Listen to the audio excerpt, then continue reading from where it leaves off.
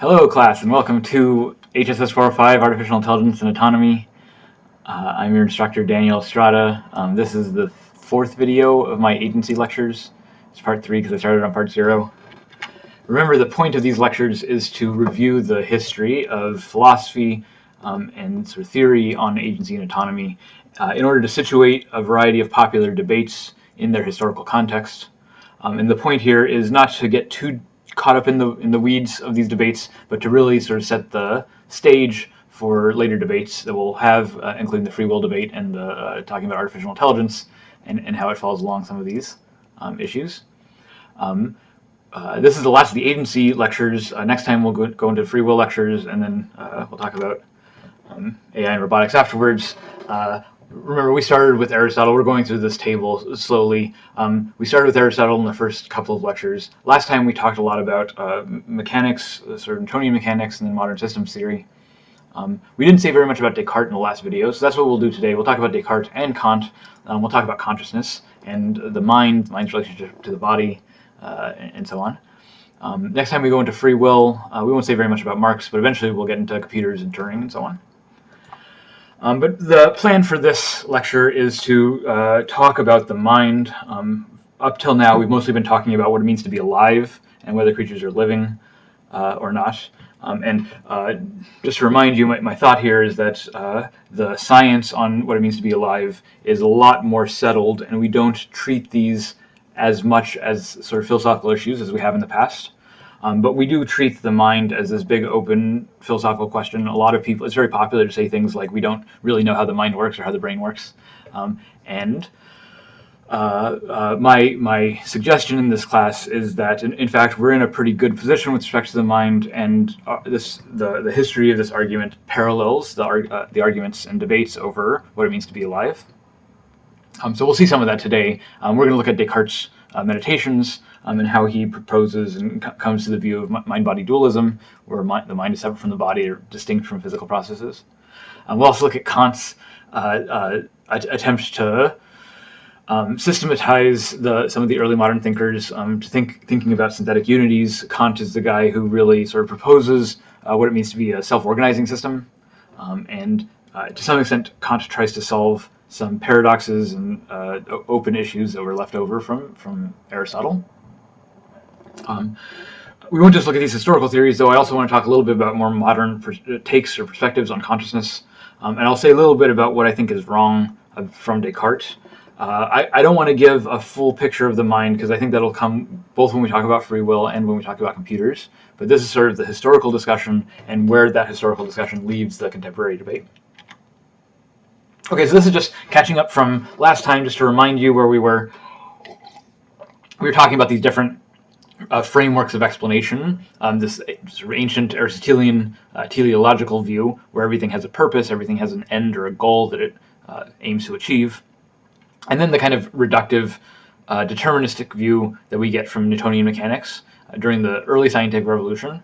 And then if you remember from the previous lecture, I also proposed that starting in the late 19th century, late 1800s, we start to get a new systems theoretic perspective on what it means to be a mechanism. So this sort of view of emergent properties arising from these organized systems with feedback loops and all this stuff. This sort of new mechanical theory is non-reductive, and so it doesn't fall prey to some of the criticisms of the Newtonian mechanics. But a lot of the history of science and maybe cultural debates about science versus religion especially come out of these debates between Aristotelianism and Newtonian mechanics. And I really want to say that it's this debate between Aristotle and Newton that characterized a lot of the arguments that we have today, maybe about the origin of life, about evolution and so on, maybe also about the way that the mind works.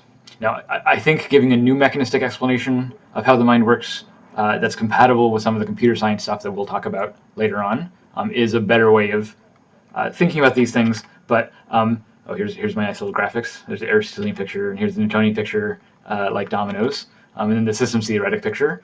But I want to sort of bracket the systems theoretic picture for a second. I've introduced it already, and we've talked about chaos theory, but pretend you don't know about this stuff yet. And in fact, maybe even that we don't know about the Newtonian picture, that even the Newtonian picture is unsettled. We're going to start this discussion by going all the way back to Descartes.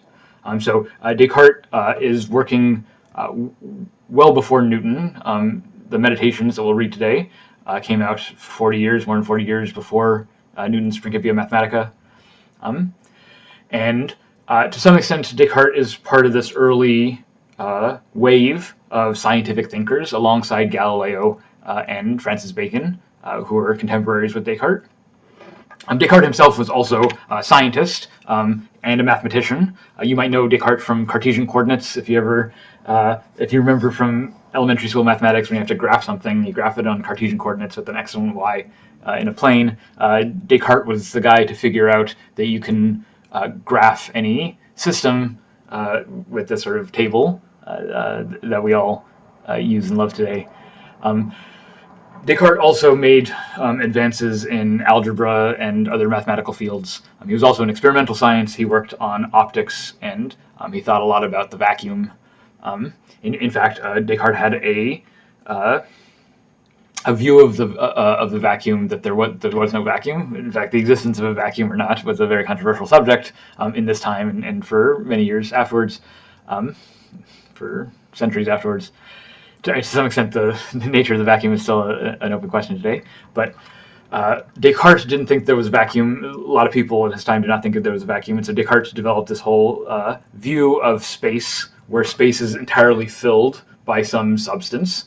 So this is called the corpuscular view of space, where things move around through space because it's filled with some substance, and then moving through space is about sort of rearranging those substances. So it's like you'd imagine in a ball pit in like a McDonald's playland. The ball pit still has empty spaces, but if you imagine that there are little balls of all sizes that fill space, and that there's no gaps between anything. This is the kind of physics that Descartes was trying to develop. And remember, this is because he's working before Newton, before people really understood what physics should look like in the modern world. But Descartes was on the cutting edge of this stuff. He was working at the cutting edge of science and mathematics at the time, and he was a proponent of science. He wanted the sciences to work. He, in fact, believed that the universe could be explained with a mechanistic theory, that the motion of all the stars and planets and people, to some extent, could be explained by a mechanistic theory. And one of the things that makes Descartes special is that not only did he understand the mechanistic sciences from the perspective of a scientist, but that he also put aside the time to do philosophical work. What does this mean for all of these views and theories that we hold dear? In particular, what does this mean for the sort of ancient Aristotelian views that are still widely believed, but might be in tension with the new sciences? So Descartes understood these philosophical implications, and he sort of set out to address them in a text that he wrote called the Meditations. And by Meditations, he's talking about sitting there sort of and contemplating and thinking about the circumstances, what the new sciences imply. Descartes' Meditations, they're written in the first person. He's talking about himself. He describes a situation where he goes off into the woods and sort of into seclusion, so he can think about these philosophical issues and ground a new philosophy that's compatible with the new sciences. So this is why they're the Meditations on First Philosophy. What he means by first philosophy is foundations of philosophy. How can we do philosophy again? How can we do theory again? To some extent, Descartes is a architectonic thinker. He's a systemizer. He's trying to build a systematic theory of everything. But he might not get that far, especially compared with someone like Aristotle or with Kant, as we'll talk about in a little bit. But he does propose a new theory of a new ontology, a new epistemology, how we know things. He also has a theory of human nature. So, interesting thing there. So we're going to read quite a lot of Meditation 1 and 2. So the next several slides will have some readings. I put all the readings on the slide, but the source text is here on this link, and you can just click there. But I strongly recommend, if you haven't done it before, to actually go through and read the Meditations, especially this translation is really easy to read, I think, and you can sort of get into Descartes' head and see what he's thinking about, and see how he's thinking about these issues. And there's a kind of drama, a sort of personal, dramatic narrative to the way that he writes these. The other thing is that the meditations aren't very long. The whole thing is only a couple of dozen pages, and meditations 1 and 2, which meditation 1 and 2 are really some of the most important pieces of writing in Western philosophy, especially in this early modern period. And it's maybe not more than 12 pages. So it's easy to read, it's fun to read. We're going to read some of it right now, but I strongly recommend anyone who's interested in this stuff to go back and read the full texts. I think it's valuable. Maybe I get my head out of the way here. I think maybe you can deal with that. Okay, so meditations. I'm just going to go ahead and start reading from the beginning, so you can see how he jumps into this. You have to scroll a little bit in the book to actually get to the first meditations. There's a bunch of preliminary stuff, and there's like a biography of Descartes and stuff. But if you scroll down a few pages, you'll get to the meditations, and even Descartes has a couple of introductions. But go to the first meditations, just start reading from there. So here we go. Descartes' Meditations on First Philosophy. He says, it is some years now since I realized how many false opinions I had accepted as true from childhood onwards, and that whatever I had built on such shaky foundations could only be highly doubtful. Hence, I saw that at some stage in my life, the whole structure would have to be utterly demolished, so that I should have to begin again from the bottom up if I wished to construct something lasting and unshakable in the sciences. But this task seemed to be a massive task, and so I postponed it until I had reached an age where one is as fit as one will ever be to master the various disciplines. Hence I have delayed so long that now I fear I should be at fault if I used up in deliberating the time that is left for acting. The moment has come, and so today I have discharged my mind from all its cares, and I have carved out a space of untroubled leisure. I shall withdraw into seclusion, and shall at last be able to devote myself seriously and without encumbrance to the task of destroying all my former opinions. I love this first paragraph from the Meditations. I love how overly dramatic Descartes is about these issues. So Descartes' task that he describes for himself right from the beginning is to utterly demolish his opinions, the whole structure of his beliefs, because a lot of the things that he believes are highly doubtful. Like, he finds out that Santa Claus doesn't exist, that he's wrong about some of his beliefs. And Descartes' response is to utterly demolish his beliefs and begin again from the bottom up. Right? He wants to devote himself seriously to destroying all his former opinions. This is very extreme language.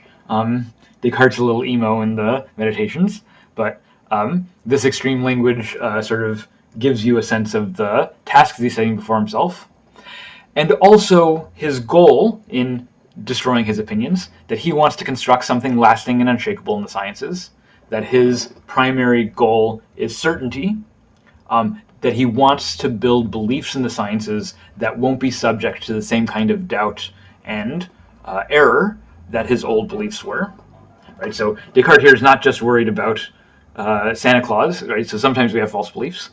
What Descartes is really worried about here is Aristotle. Right? Aristotle built this whole framework for thinking about the natural world, for explaining how the world worked, and for thousands of years humans used it to understand their world, to navigate their world, to figure out when to plant crops and so on. And it turned out that system was wrong, substantially wrong in lots of respects, and that's worrisome that we built a world on such mistakes. In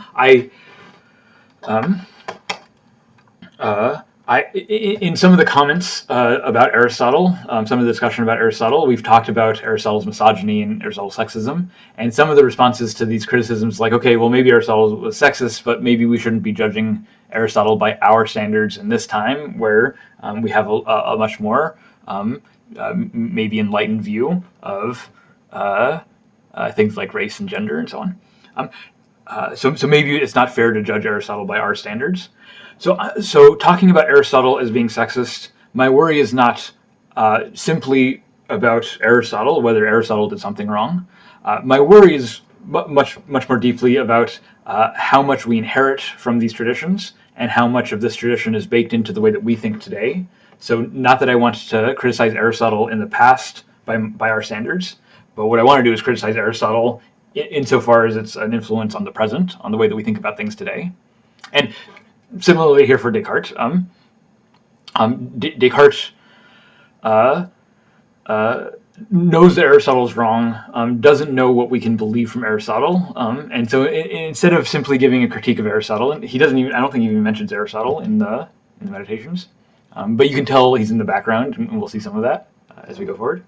But what Descartes is after is not just a criticism of the old views, but he wants unshakable foundations on which to build new views.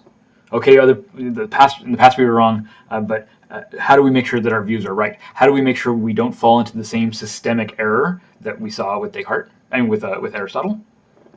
And so this is Descartes' project, to establish something lasting and unshakable in the sciences. And in order to do that, he wants to destroy all of his beliefs.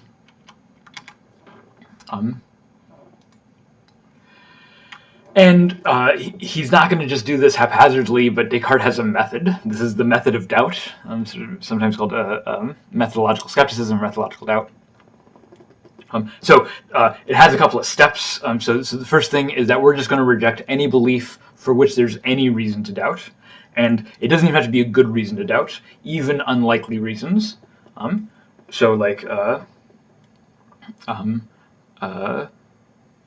roll a die, and it comes up 6. Like I roll it 5 times and it comes up 4 of the times. It's unlikely, but maybe I think now that the dice are not fair, that maybe they're cheating dice. Someone's trying to cheat with the dice because they're fixed in some way. So maybe that's an even more unlikely possibility. But the very possible. So it might be more likely that I actually get those 6s than I've fixed the dice in some way. But any possibility, any reason for skepticism that Descartes can imagine is a reason for not having certainty. If we're going to build something on absolutely certain foundations, we don't want any reason for doubt. We want to make sure we have absolute certainty. So if any belief that we have has even the smallest reason for doubt, even if it's not a reasonable doubt, even unreasonable doubts are on the table. Moreover, Descartes says we're not going to go through every single belief individually. Instead, we're going to attack the foundational beliefs. We're going to attack the beliefs that other beliefs are based on. So we're going to attack sort of these structural beliefs. And if we can attack the structural beliefs and we find out that they're not certain, then any belief built on those structures we're just going to cast them aside. We're just going to demolish them. And we're going to keep doing this until we find something that's absolutely certain, that's rock solid, that we can trust and depend on, that we know this it's not going to be proven wrong at any point in the future. So this is the method. Systematically go through your beliefs, these foundational beliefs, see if there's any reason for doubt. If there is, cast it aside, and don't stop until you find something that's certain. And Descartes is going to do this in a couple of stages. In Meditation 1, there are 3 stages, depending on how you count it, but there are 3 stages of doubt. And the structure of these doubts is he's going to identify some foundational belief. He's going to give some reason to doubt that foundational belief. And then he's going to identify something that is not subject to that doubt, so something that's exempt from that particular doubt. And then we're going to take that belief and find its foundations, and then see if we can subject that to doubt. And we're going to keep doing this until we get something for certain, maybe, hopefully, fingers crossed. So Descartes starts off in a very reasonable place. He says, certainly up to now, whatever I have accepted is fully true. I have learned either from the senses or by means of the senses. So I get a lot of my beliefs from sensory experiences, from things I see, from things I hear. And he says, but I've discovered that sometimes our senses deceive us, and prudence dictates that we should never fully trust those that have deceived us even once. So if we're on this militant quest for certainty, then anything that has ever deceived us gives us some reason for doubt, and so we should not believe it. And a lot of my beliefs are based on my senses. So sensory beliefs are like this foundational belief. But senses are often wrong. I can be fooled about the way things seem. I can see something and it looks one way, but then I get it closer and inspect it more closely, and it turns out that it's a different way. Maybe optical illusions work like this, but maybe like just if the lighting is weird or something's far away, like I look and I think there's a tree over there, but when I get closer, it's actually just a bush. It's like a shrub. It's not a tree. And I was misjudging what it looked like because I was too far away or the lighting was bad. So sometimes my senses deceive me. And if we're going to be prudent, then we should never believe our senses, because senses can sometimes be deceptive, and there's your reason for doubt. But does this mean never trusting my senses? Well, Descartes thinks about this for a second, and he says, okay, perhaps sometimes things deceive me, but perhaps although they sometimes deceive us about things that are little or that are rather long way away, there are plenty of other things of which there's clearly no doubt, although it was from the senses that we learned them. He says, for instance, that I'm now sitting by the fire, wrapped in a warm winter gown, handling this paper and such like. Indeed, that these hands themselves, that this whole body or mind, what could be the reasons for doubting this? So Descartes says, okay, so sometimes my senses deceive me, but this doesn't give me a reason to doubt my senses all the time, because sometimes there's nothing weird going on. So the cases where my senses are deceiving me, there's something weird going on. It's something far away. There's lighting that's weird. Maybe I'm inebriated. Maybe I'm drunk and I'm seeing pink elephants. But in these cases, there's something weird that explains why my senses are deceiving me. It's because it's far away. It's because of the bad lighting. But maybe in some cases, there's nothing weird going on. Like when I'm sitting here by the fire in my winter gown handling this paper. Like I can see the paper very well. It's well lit by the fire. I'm not inebriated. I haven't been drinking. There's nothing in my experience to mess up my senses. Or there's nothing in my world here to mess up my senses and make them show me a world other than it really is. So maybe senses give me some reason for doubt, but only in these suboptimal conditions when the lighting's bad and so on. But maybe that's not enough reason for doubting my experiences in these optimal conditions, like when I'm sitting by the fire. He says, look, if you're going to doubt your senses even in these optimal conditions, that's the kind of thing that a crazy person would do. He talks about, he says, unless perhaps I were to compare myself to one of those madmen whose little brains have been so befuddled by a pestilent vapor rising from the black bile that they swear blind that they are kings, that they are beggars, or that they're clad in purple when they're naked, or that their heads are made of clay, or that their whole body is a jug, or made entirely of glass. He says, but they're lunatics, and I would seem no less of a madman myself if I should follow in their example in any way. So, I can doubt my senses sometimes when there's weird things going on, but I shouldn't doubt my senses in these optimal conditions unless I'm gonna think of myself crazy. So maybe I don't have good reasons for doubting these optimal conditions. The reasons for doubting the senses sometimes don't apply to these conditions. Okay, so here we have the structure of the thing. We have foundational beliefs, sensory experiences. We have some reason for doubting those beliefs because sometimes my senses are wrong, and then we have an exception, but not in optimal conditions. Okay, so let's keep going. So Descartes says, okay, maybe this is true, but am I not a human being and therefore in the habit of sleeping at night, when in my dreams I have all the same experiences as these madmen do when they are awake, or sometimes even stranger ones? How often my sleep at night has convinced me of all these familiar things, that I were here wrapped in my gown sitting by the fire, when in fact I was lying naked under the bedclothes. So maybe that's too much information. We now know that Descartes sleeps naked. But Descartes' point here is that, okay, maybe in optimal conditions like sitting by the fire seem like a situation where my senses are working optimally. At the same time, I have dreams where it looks like I'm sitting by the fire writing my meditations. And in those dreams, I have experiences that are very much like the experiences I have when I'm actually sitting by the fire. And how can I know the difference between these two? He says, when I think over it more carefully, I see that waking can never be distinguished from sleep by any conclusive indications. He says that I'm stupefied. This very stupor comes very close to persuading me that I am asleep after all. So, it seems like from the first stage of doubt that these optimal conditions, sitting by the fire, are exempt from doubt. But Descartes says, dreams give me a reason to doubt even these optimal conditions, right?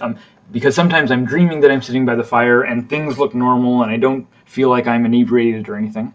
It seems like there's good lighting, but it merely seems like these are optimal conditions. In fact, I'm asleep in my bed. I'm not looking at anything. I'm just having a dream, and this dream is giving me an experience that is indistinguishable from a waking experience. So this is Descartes' claim, that dreams are indistinguishable from waking experiences. He's not saying that you're always dreaming. He's saying that you can't tell if you're dreaming, that there's nothing that you can do to tell if you're dreaming. There's the story that, like, if you think that you're dreaming, you pinch yourself, and then maybe you wake up from the pain. And so if you pinch yourself and you don't wake up, that means you're not dreaming. But of course you can dream that you're pinching yourself, and presumably dreaming that you're pinching yourself would cause pain. And then how would you know that that's real pain or just dream pain? Descartes says there's nothing in your experience that you can do. There's no trick that you can pull in your experiences to tell you that you're dreaming or that you're awake. And that means that any possible experience that you're having is a dreaming experience and is not what you think it is, right? So you think you're sitting by the fire in your dressing gown, but in fact you're asleep in bed, and you can't tell the difference. So this gives me a reason for doubting even the things that were exempt from the previous stage of doubt. So those optimal conditions are now subject to doubt. Okay, so Descartes says, okay, so let's just, if we're going to be pursuing certainty and we're going to be using doubt to cast away all beliefs, then let us suppose, he says, let us then suppose that we are dreaming and that these particular things, that we have our eyes open, that we're moving our head and stretching out our hands, are not true, and perhaps we do not even have hands or a body like we see at all. Here Descartes is thinking about the phantom limb cases. We talked about these in class a little bit. The phantom limb cases where you think you have, like a soldier loses a limb in battle, and maybe afterwards they start feeling pain in that lost limb, like maybe they lose an arm, but it feels like their hand hurts. And how can their hand hurt if they don't actually have a hand there? And Descartes now has an explanation for this. The pain is not in your hand; the pain is in your mind, and you might be dreaming that pain. But the idea that the pain is out there in the world, you might not even have a body, right? So it can feel to you like you have a body. It can feel to you like you have pain in your hand, but that can happen even when you don't have a hand, even when your hand has been amputated. In which case, we can still feel like we have hands when that body doesn't exist. So maybe we don't have a body at all. Maybe dreaming experiences are radically fooling us about how the world is. I think I have a body. I think I have a job teaching at NJIT, but maybe I'm just asleep. Maybe I'm a college student asleep, just dreaming that I'm in a class as a teacher, and maybe this is a nightmare, and I'm stumbling for words and so on, and struggling for what to say because this is sort of my mind playing tricks with me.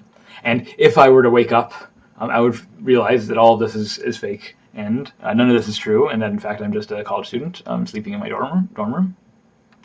So dreaming experiences give us reason for doubting even these optimal experiences from sensation. So what gets called into doubt from dreams? So dreams give us a reason for doubt. What gets called into doubt from dreams? So Descartes says that all of my sensory experiences, any experience that I'm having in the moment, could be a dream experience, and I can't tell the difference. So any sensory experience that I have in the moment is called into doubt. Also, any apparent knowledge that I have of my body, of my hands, that I'm turning my head one way or the other, all of that might also be simply an illusion caused by my dreams. But Descartes says, even this sort of extreme radical doubt that I'm dreaming and that none of this is real, still doesn't give me reason for doubting all of my sensory experiences.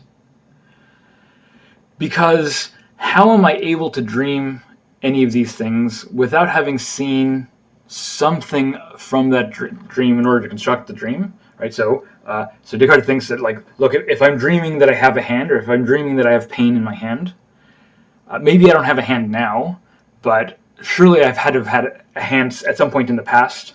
It's only because I have previous experiences of my hand that I'm able to have this phantom limb experience, right? It's only because I have prior experiences that inform my dream experiences, or these sort of imaginative experiences. So maybe the specific dreams that I'm having, and specific experiences that I'm having in a dream, I can't know those for certain, but maybe the building blocks of those experiences, the components that make up that experience, maybe those things are not doubtful yet, because they have to be there in order for me to have the imaginative experience at all, or the dream experience, right? So anything that I'm dreaming, say I dream of a pain in my hand. Again, that doesn't confirm for me that my hand exists, but it does confirm for me that I've at least had a pain experience before, or else how did I come up with it in the dream? So Descartes argues that what this still exempts from doubt are the most general things, things like the extension of the body, things like magnitude and quantity, numbers, logic, mathematics. Descartes says, even if I doubt my current experiences because I could be dreaming, that doesn't give me reason for doubting these building blocks of experience. And any dream experience is built from these building blocks. So if I have a dream where I look at the sun, it's because I've seen the sun at some point in the past. Or maybe there is no sun. Maybe I live on a planet where there's no stars at all nearby, or maybe I live out in the depths of outer space or something. Or, maybe the universe doesn't look at all like the way I'm imagining. Even still, the components of this dream, right? So a dream, I look at the sun. My dream has a certain a color character to it. The sun looks yellow and orange. It has a certain feel to it. I feel the warmth, heat, and so on. And maybe those experiences, feelings of warmth, experiences of seeing a color, or maybe those are things that I can rely on because those are basic and very general things. And maybe the exact experience of seeing the sun or dreaming that I'm looking at the sun, that's not. Maybe that's not true, but maybe the building blocks of experience that you put together in order to construct that experience are true. So this is Descartes' theory of the imagination. Descartes thinks that this is how the imagination works, and maybe to some extent this is how dreaming or other kinds of experiences, sort of mental processes that we have. Descartes thinks that this imagination and these other mental processes happen by recombination, that imagination is just recombination of experience. So, for instance, I can imagine a unicorn, and I've never seen a unicorn. There are no unicorns for me to see. So it's impossible for me to have had an experience of a unicorn. So when I'm dreaming of a unicorn, I know that that's not something that's real. But then how am I able to dream of it at all? And Descartes says, well, you can dream of it because you've seen the parts before. So a unicorn is just a horse with a horn in the middle of its head. And I've experienced horses, and I've experienced horns. And so what my imagination does is it puts those two things together. It's a horse with a horn, and that's a unicorn. And so I'm able to imagine this non-existent imaginary thing. I'm able to construct in my mind something that doesn't actually exist in the world. But I'm able to do that because all the parts can be recombined. This is what I'm doing when I'm thinking or when I'm imagining, is I'm recombining different experiences I've had into new things. So I can also imagine a gold mountain. Of course, I've never seen a gold mountain. Maybe no gold mountains actually exist. But I can imagine such things exist because I've seen gold things and I've seen mountains, and I can sort of smash them together in my mind. So we're getting a little bit of a sense of how Descartes' thinking about mental processes, about this sort of systematic recombination. And the things that are, so any experience that I have is some recombination, and any recombination as a whole might be doubtful. It might not be real. I might just be dreaming it up. But the building blocks of those experiences, these most general things, extension, magnitude, quantity, quality, these are not yet called into doubt by dreaming experiences. Even if I'm dreaming, these things are still true. A modern retelling of the Descartes dreaming hypothesis is The Matrix. Hopefully everyone has seen The Matrix. If you haven't seen it already, then spoiler. But in The Matrix, people are in a video game and they don't know they're in a video game. And they have a bunch of experiences and they think the world works a certain way. But in fact, that's not how the world works at all. And in The Matrix, they pull some people out of the Matrix and then they see how the world really works. So this is sort of the kind of example that Descartes is working with. In philosophy, they call this a brain in a vat. The sort of matrix case is the brain in a vat. So you imagine a brain in a vat that's being fed all these experiences. Those experiences aren't true of the world, and so the brain starts generating a bunch of false beliefs of how the world works. But even in the Matrix, like the video game world resembles the real world in some ways. Keanu Reeves looks the same, more or less, as he does in the Matrix as he does in the real world.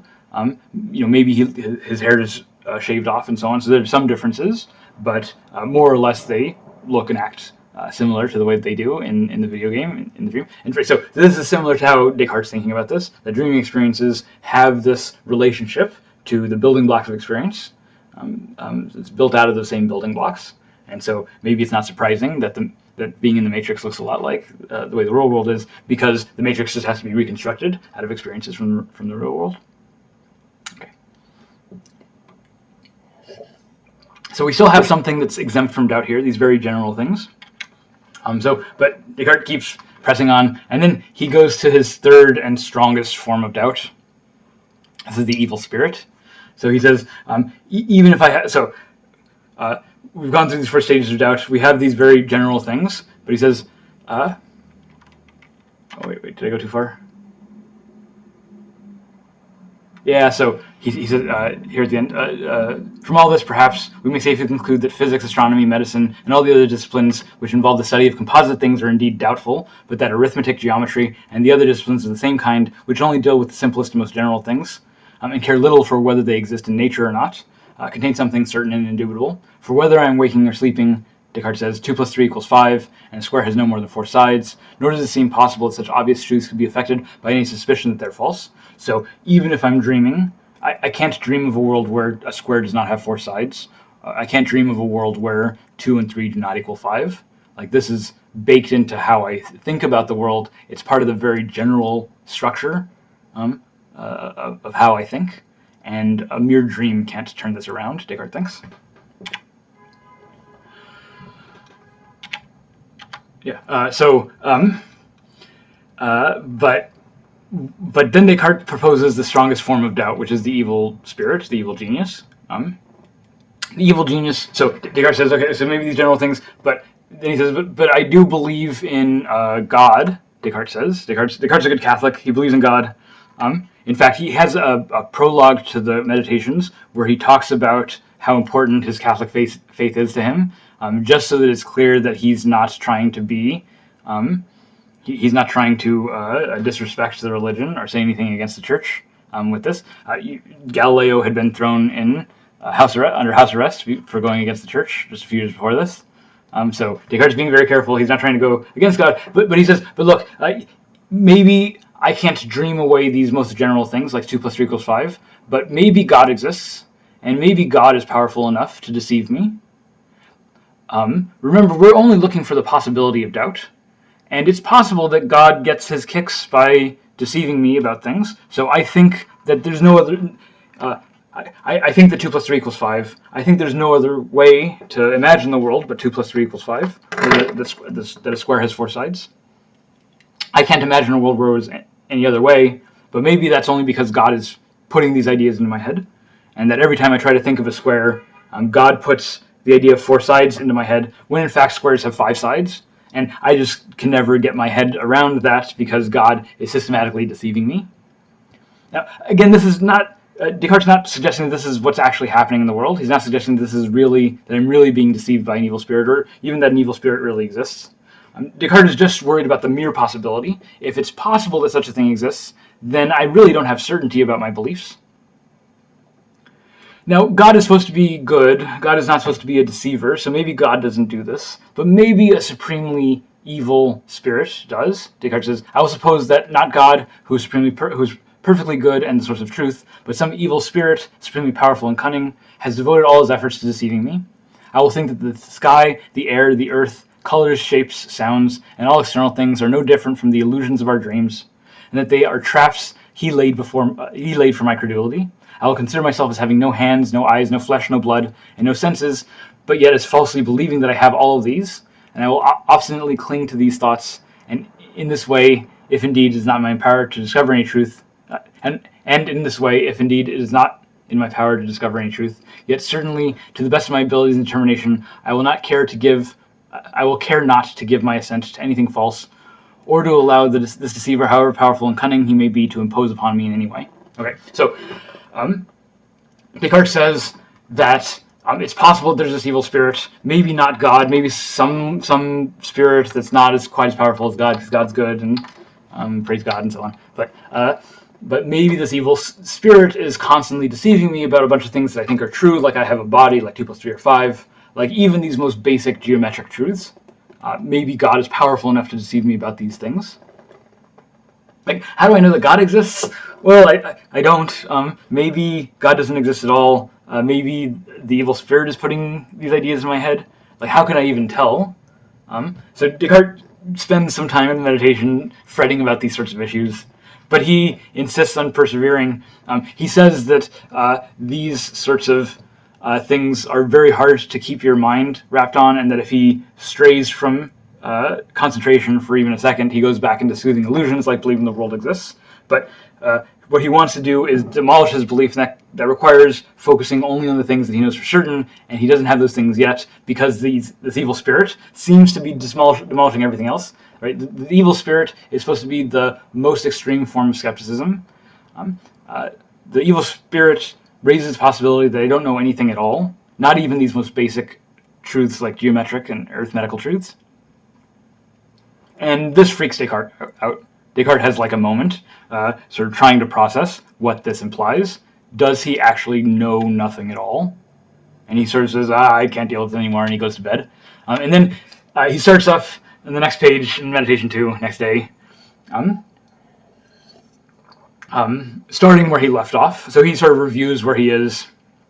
He says that he's sort of wrapped up in all these doubts. And he says that he will continue on the same path, eliminating everything in which there is the smallest element of doubt, exactly as if I had found it to be false through and through. Right? So he's not trying to prove that things are false through and through. He's not trying to prove that an evil spirit exists. He's also not trying to prove that he's dreaming all the time.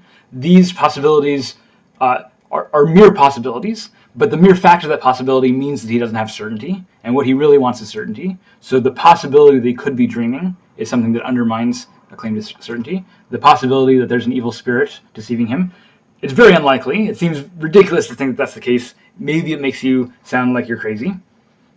But Descartes says, still, it gives me some reason for doubt, and that reason for doubt means that I don't have certainty, and it means that I don't have a lasting foundation for the sciences. What he wants, he claims, is this certain and unshakable point, what's called the Archimedean point. Right? So Archimedes is the guy who designs the lever. Right? Or if you have a fulcrum and you have a lever on top, and you can use the lever to move very heavy things. And Archimedes says that if he has just one immovable point, he can use that as a fulcrum in order to move the entire world, as long as you have that one immovable point. Maybe there are no immovable points.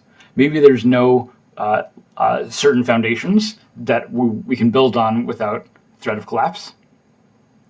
And this is what Descartes wants. If we're going to trust the sciences, we need a point of certainty.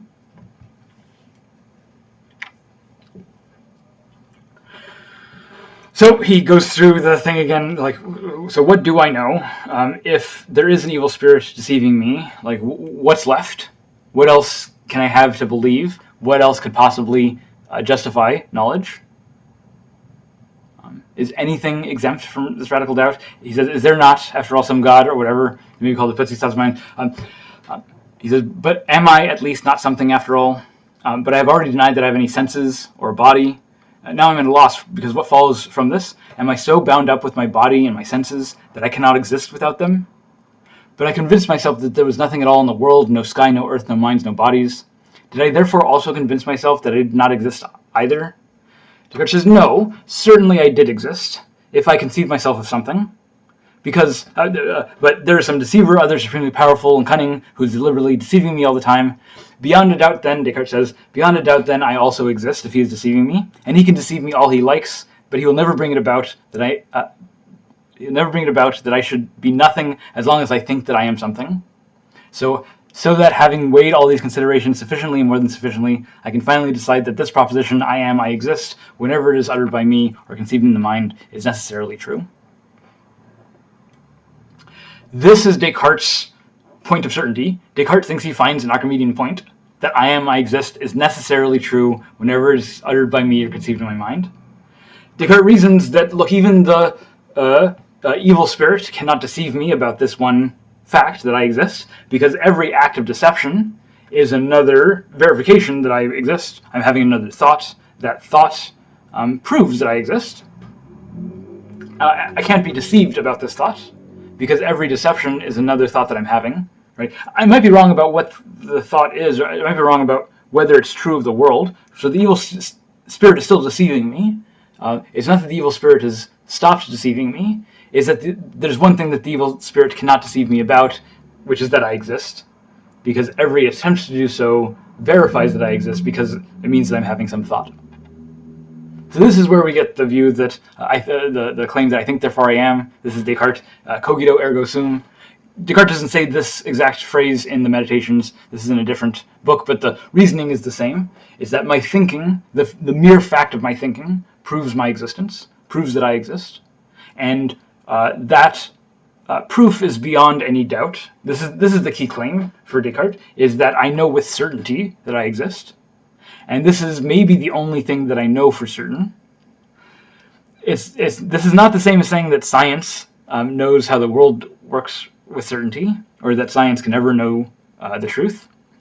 To get to that, Descartes has to do a lot more work. But here in Meditation 2, what Descartes proves is that I know my own existence, my own thoughts with certainty. I can't be wrong about the fact that I exist.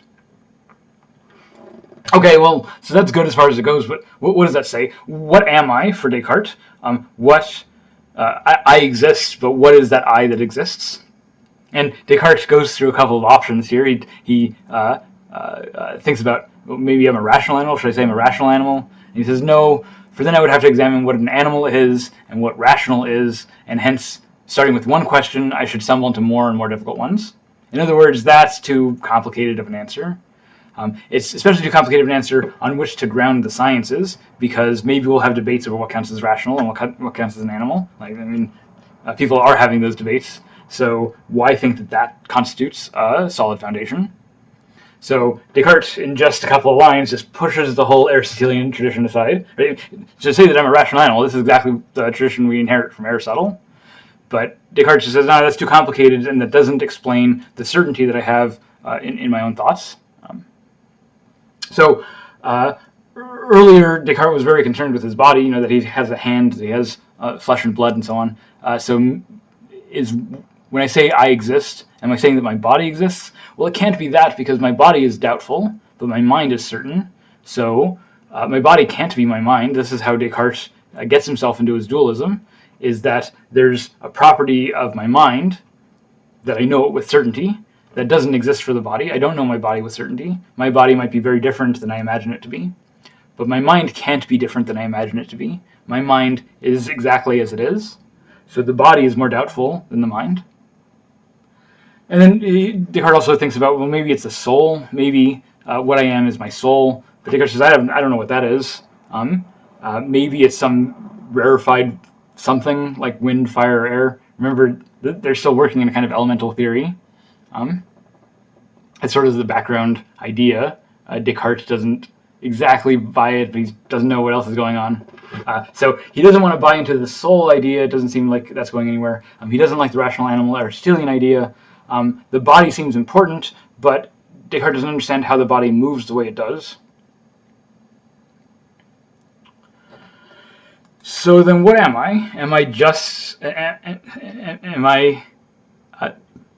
If all of those things are doubtful, then what's left to identify with myself? Let me read the passage. What about now, when I'm supposing that some deceiver who is supremely powerful, and if I venture to say so, evil, has been exerting all his efforts to delude me in every way? Can I affirm that I possess the slightest of all those that I've just said belong to the nature of the body? I go over it in my mind, nothing comes up. But it would be a waste to go through the list again. But what about the attributes I used to ascribe to the soul? What about taking nourishment or moving? But since I now have no body, these are also nothing but illusions. What about sense perception? But certainly this does not take place without a body, and I have seemed to perceive very many things when asleep that I later realized I had not perceived. Well, then what about thinking? Here I do find something. It is thought, Descartes says. It is thought and thought alone. This alone cannot be stripped from me. I exist. This is certain. But for how long? Well, it's only certain for as long as I am thinking. my computer just crashed on me as I was talking about being a thinking thing. So let me get back into this. I'm sorry about that. Descartes says that thought alone cannot be stripped from him. I am, I exist, this is certain, but for how long? Certain for only as long as I'm thinking. Perhaps if I were to cease from all thinking, it might come to pass that I immediately cease altogether to exist. Descartes is not saying that everything exists must be thinking. The table exists, it's not thinking. The rock exists, it's not thinking.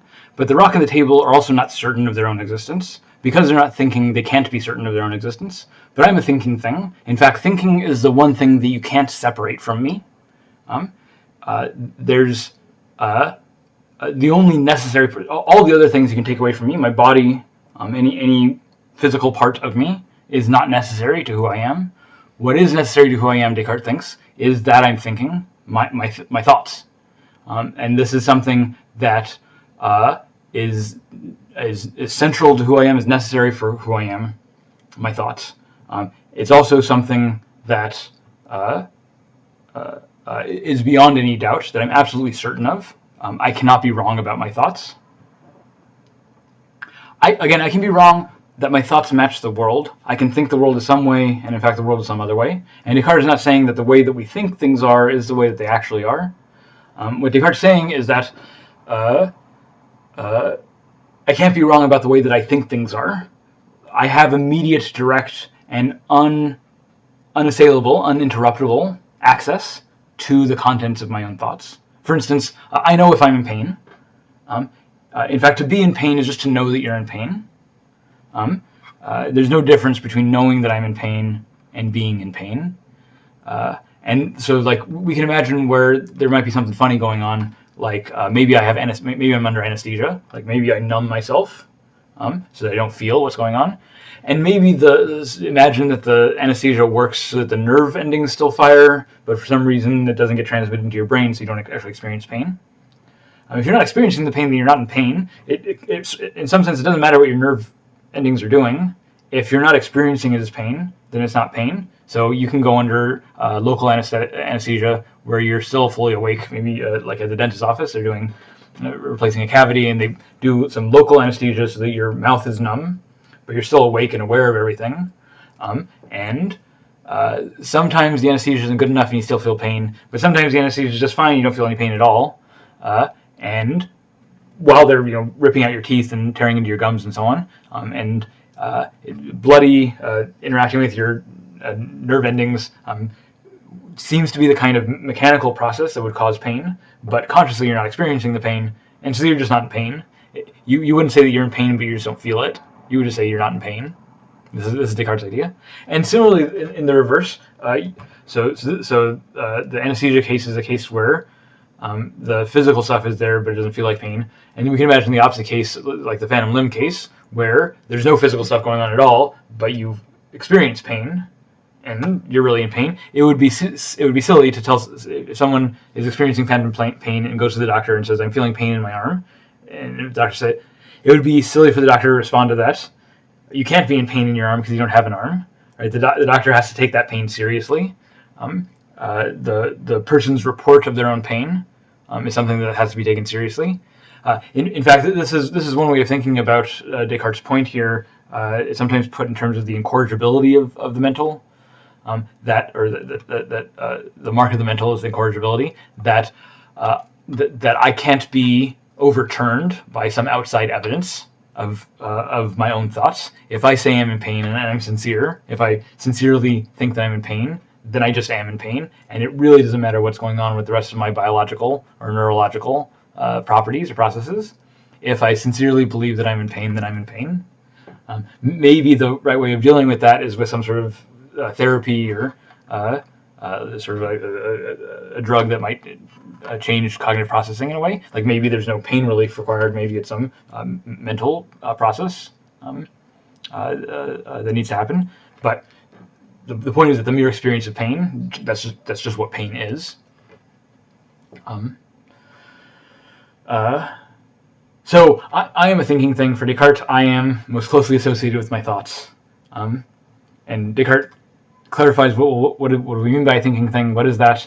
Well, a thinking thing is something that doubts, that understands, that affirms, that denies, that wishes to do this or wishes not to do that, but that also imagines and perceives by the senses. So all of these mental activities are examples of thinking.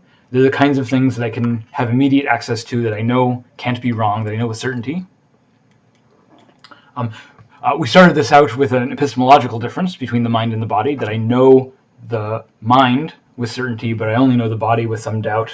And so the mind and the body are different with respect to what I know of them. But Descartes leverages this epistemological difference into a metaphysical difference. Later on in the Meditations, Descartes will argue that there must be two different kinds of things. What he calls the corporeal things, res extensa, things with extension. For Descartes, to be a physical thing is to have extension, to be extended in space. Something is extended is just if it takes up space, if it has some size. So everything spatial is extended. Everything physical for Descartes is extended. This is also why Descartes thinks that the vacuum is corpuscular, that it's full of stuff, because if it's spatial, then it's going to be extended. It's going to take up some space. So Descartes thinking about all this stuff in terms of taking up space. But minds don't take up space. A mind is not extended on Descartes' view. It doesn't have extension. It doesn't have size. They say that my mind's in my brain, but it's not a thing in the brain. It's not something that has extension and shape and size in the brain. Maybe it's a process the brain undergoes, but for Descartes, these are two different kinds of things. There's the physical extended things and the unextended mental things. Now, Descartes goes on about this for a while. This is not the end of the line here for Descartes. And I encourage you to keep reading the rest of the Meditations and ask questions about it if you want in class. But Meditation 1 and 2 are enough to set up the kind of framework that Descartes has between the extended things, the physical things, the body, and the unextended mental things in the mind. Right? So extended things are corporeal, they're material, they're physical, and they're explained by the operations of physical laws. It's science's job to study the operations of material bodies.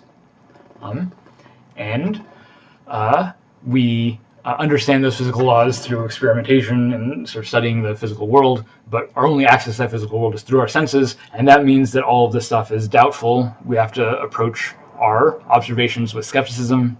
We have to think critically about what we're seeing. We have to realize that we can be fooled by our senses in all these ways. So science is studying the physical world, studying the corporeal world for Descartes, and it has to be treated skeptically. And for Descartes also, the physical world is a mechanical world, that the world is a big machine. It operates in these mechanical ways. I'll come back a little bit later to the objective third person, subjective first person. But the point for right now is that the material world is a distinct kind of thing, a distinct substance from the mental things. Mental things are not extended. They don't take up any space. They're not constrained by the physical laws. They're constrained by laws of reason and logic. Most importantly for Descartes, the mind is something I know with certainty, that I have direct introspective access to. I know my own thoughts immediately. I'm the best source of knowledge for my own thoughts. This is partly what we mean by subjective or first person, but again, we'll come back to that later. Maybe the mind is governed by moral laws as opposed to mechanical laws. For Descartes, the big issue is that the world, including my body, including my brain, is all corporeal, but the mind is not corporeal. But Descartes thinks that somehow the mind and the world have to interact, because look, when I stub my toe in the world, that causes a sensation of pain. So it looks like physical interactions can cause mental events, my feeling of pain. Feeling of pain is a mental event, it's a sensation, but it seems to be caused by stubbing my toe, which seems to be a mechanical, physical process. So somehow physical events can cause mental events, and vice versa. Mental events can cause physical events. If I feel hungry, again, the hunger is a sensation, and that hunger causes me to get up and go to the refrigerator, and that's a physical event that's moving through space. So somehow a mental event causes a physical event, somehow a physical event causes a mental event, and this is more or less what the rest of the Meditations is about, is Descartes trying to figure out how this works, how there can be an interaction between these two. And Descartes' solution here is really bad. He brings in God to help close this gap.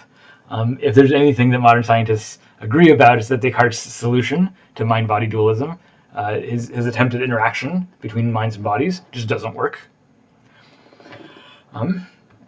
But this is the framework that we inherit. This is sort of what we mean by mind-body dualism, that the mind is separate from the body, that the mind operates on different rules from the body. Maybe it's really important here to recognize how different this is from the Aristotelian picture. For Aristotle, there is no distinction between mind and body. For Aristotle, a substance has matter and form, but matter and form always come together. You can't separate out matter and form. So Aristotle denies that there's a distinction between mind and body in this way. But for Descartes, notice that the mind is not just the essence of the thing, because presumably the essence of the thing has to do with the structure of its body, right? The essence of a cat is partly why the cat has the body that it does, is shaped the way that it does. You need to appreciate the form of cats, and the form of the cat has to do with its shape.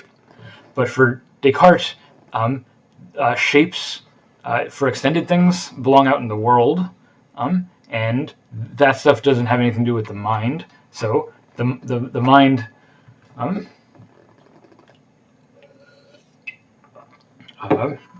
the mind is not the essence of the thing.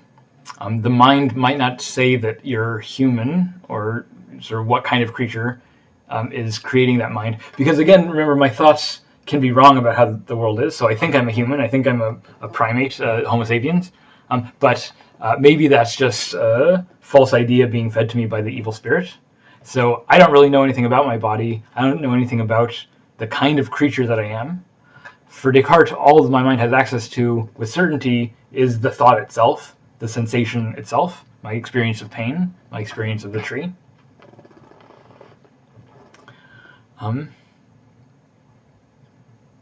So Aristotle's totally not on board with this picture, and this is what the scientific revolution is doing. The scientific revolution is throwing out essence.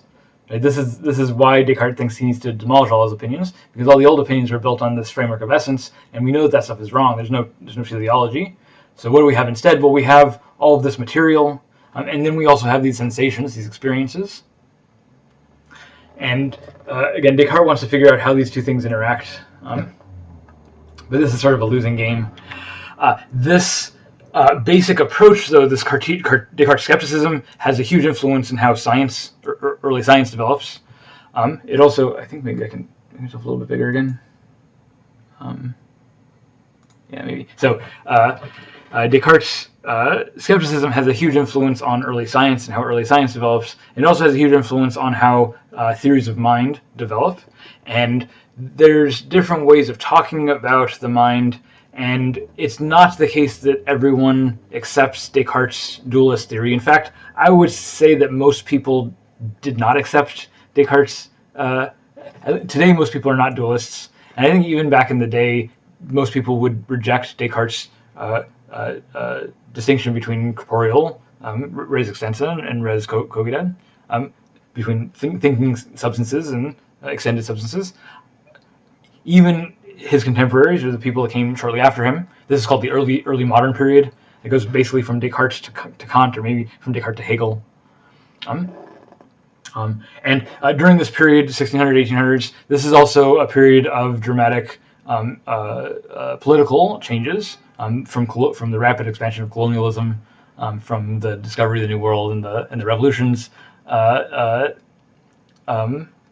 American Revolution, the French Revolution. These had a huge impact on the lifestyle of people in this time. And a lot of the philosophers during this period talked about both the political and moral dimensions, but also the sort of early science and metaphysics of nature and so on. So most people don't accept Descartes' solution to the problem, but they do accept some of the framing, especially distinguishing between the aspects of sensory experience versus aspects of the world as it is. This is maybe especially captured in the distinction between quantity and quality. So quantity, like the number of things, and this is supposed to be a kind of a feature of the world that's objective and independent of how we see it. Whether there's four things is not a subjective or qualitative experience. But Maybe there's also qualitative things, so not just quantities, but there's also qualities, and maybe qualities aren't so objective. So maybe like the quality of the quality of vision versus the quality of hearing, like the way vision experiences feel versus the way that hearing experiences feel or auditory experiences feel. This is a qualitative character that can't simply be cashed out in terms of number, in terms of quantity. So in science also, there's various sciences make a distinction between quantity and quality, and maybe different ways of establishing qualities. Maybe the quantities are the more formal mathematical side of the sciences, and the qualities are the more subjective or interpretive side. This is sort of the rough idea. And so maybe minds are associated with qualities and bodies are associated with quantities. And so maybe there's some distinction between the mind and the body, but there's this sort of ongoing debate about how to work this all out. There's general consensus that Descartes doesn't quite get it right, but he's in the right direction. A lot of the debates that develop after Descartes are about the source of knowledge. So maybe just quickly to go back to Descartes here. So some of my knowledge I get through my experiences, through sensation. Like I see the tree, and then I think the tree is there because I saw it. Maybe some other experiences I get through mental operations, like maybe the logical, these sort of general things, like that the imagination deals with. Also things like mathematics and geometry, logic that I can think about, are not based on experience. So those are the rules of reason, rational laws. Rational laws are about the rational operations that I can perform to deduce things like mathematical truths and geometric truths. And the idea that those things don't depend on experience. I never have to actually see the number 2 doesn't have a visual character. Maybe the symbol for 2 that we draw on paper has a character, but 2 as a concept, a mathematical concept, doesn't itself have some character. And so I don't see anything when I think of 2s, but I can still think about the relationship between 2s and 3s, and that doesn't have anything to do with my perception. So this is part of the idea. So the idea is that some things I know from experiences and some things I know by reason through mathematical logic and deduction. And the big question that arises after Descartes is how much of knowledge comes through experience and how much of it comes through reason. And so there's 2 big camps here. And this isn't exactly explicit as they're developing their arguments. This stuff only gets really systematized by Kant afterwards. But the 2 big camps, the way that we talk about this period in history nowadays, is that the 2 camps are the empiricists and the rationalists. So the empiricists have the view that all of knowledge comes through experience. Maybe famously John Locke talks about a blank slate, that the mind is sort of unformed until we have experiences, and then all of the structure of the mind, whatever structure that is there in the mind, comes through experience, that we learn it through the experiences that we have. There are lots of different people who were empiricists. Locke, as I mentioned earlier. I'll talk a little bit about Hume. Also Bishop Berkeley was an empiricist. He was also an idealist, and it's a little bit tricky. Maybe we'll talk about that in a bit. But the really important hurdle to get over for the empiricists is how do we come to know the laws of logic and reason, like that 2 + 2 = 4, because those don't seem to be derived from experience. Like maybe we have to learn them, but we learn them through practice and sort of contemplating the rules and not through perceptual experiences, really. And so the challenge for the empiricists is to explain how we can know logical truths. The rationalists, they just say that no, well, we just have another source of reason. We have some other source of reason besides experience where we're able to understand logical truths. This is reason, that reason is a source of knowledge in addition to experiences. So not only, the rationalists don't deny that experiences are important, but they just say that not all knowledge comes from experience. We can have a different kind of knowledge, rational knowledge, and that things like mathematics and logic and geometry are the products of our rational knowledge. These are not products of experience. The rationalists are going to argue that it has to be grounded in something else. You can see the hints or the starts of this in Aristotle's discussion of nous, maybe in Plato also. But the point is that the rules for observational knowledge or empirical knowledge leads to certain kinds of doubts that don't manifest in rational knowledge. So Descartes is maybe the first example of this kind of rationalist position, but other people had this sort of position too. Spinoza to some extent, Leibniz also. Leibniz in debates with Kant and with Newton over space and time. So the rationalists and empiricists are arguing over what are the sources of knowledge. To some extent, this same argument exists today in maybe the nature versus nurture argument, that the empiricists, that we acquire knowledge through observation and experience, are sort of on the nurture side of the nature-nurture debate, whereas the rationalists think that there are embedded within us certain rational principles by which we get knowledge. And so this is the nature debate. There's some human nature that explains the knowledge that we have.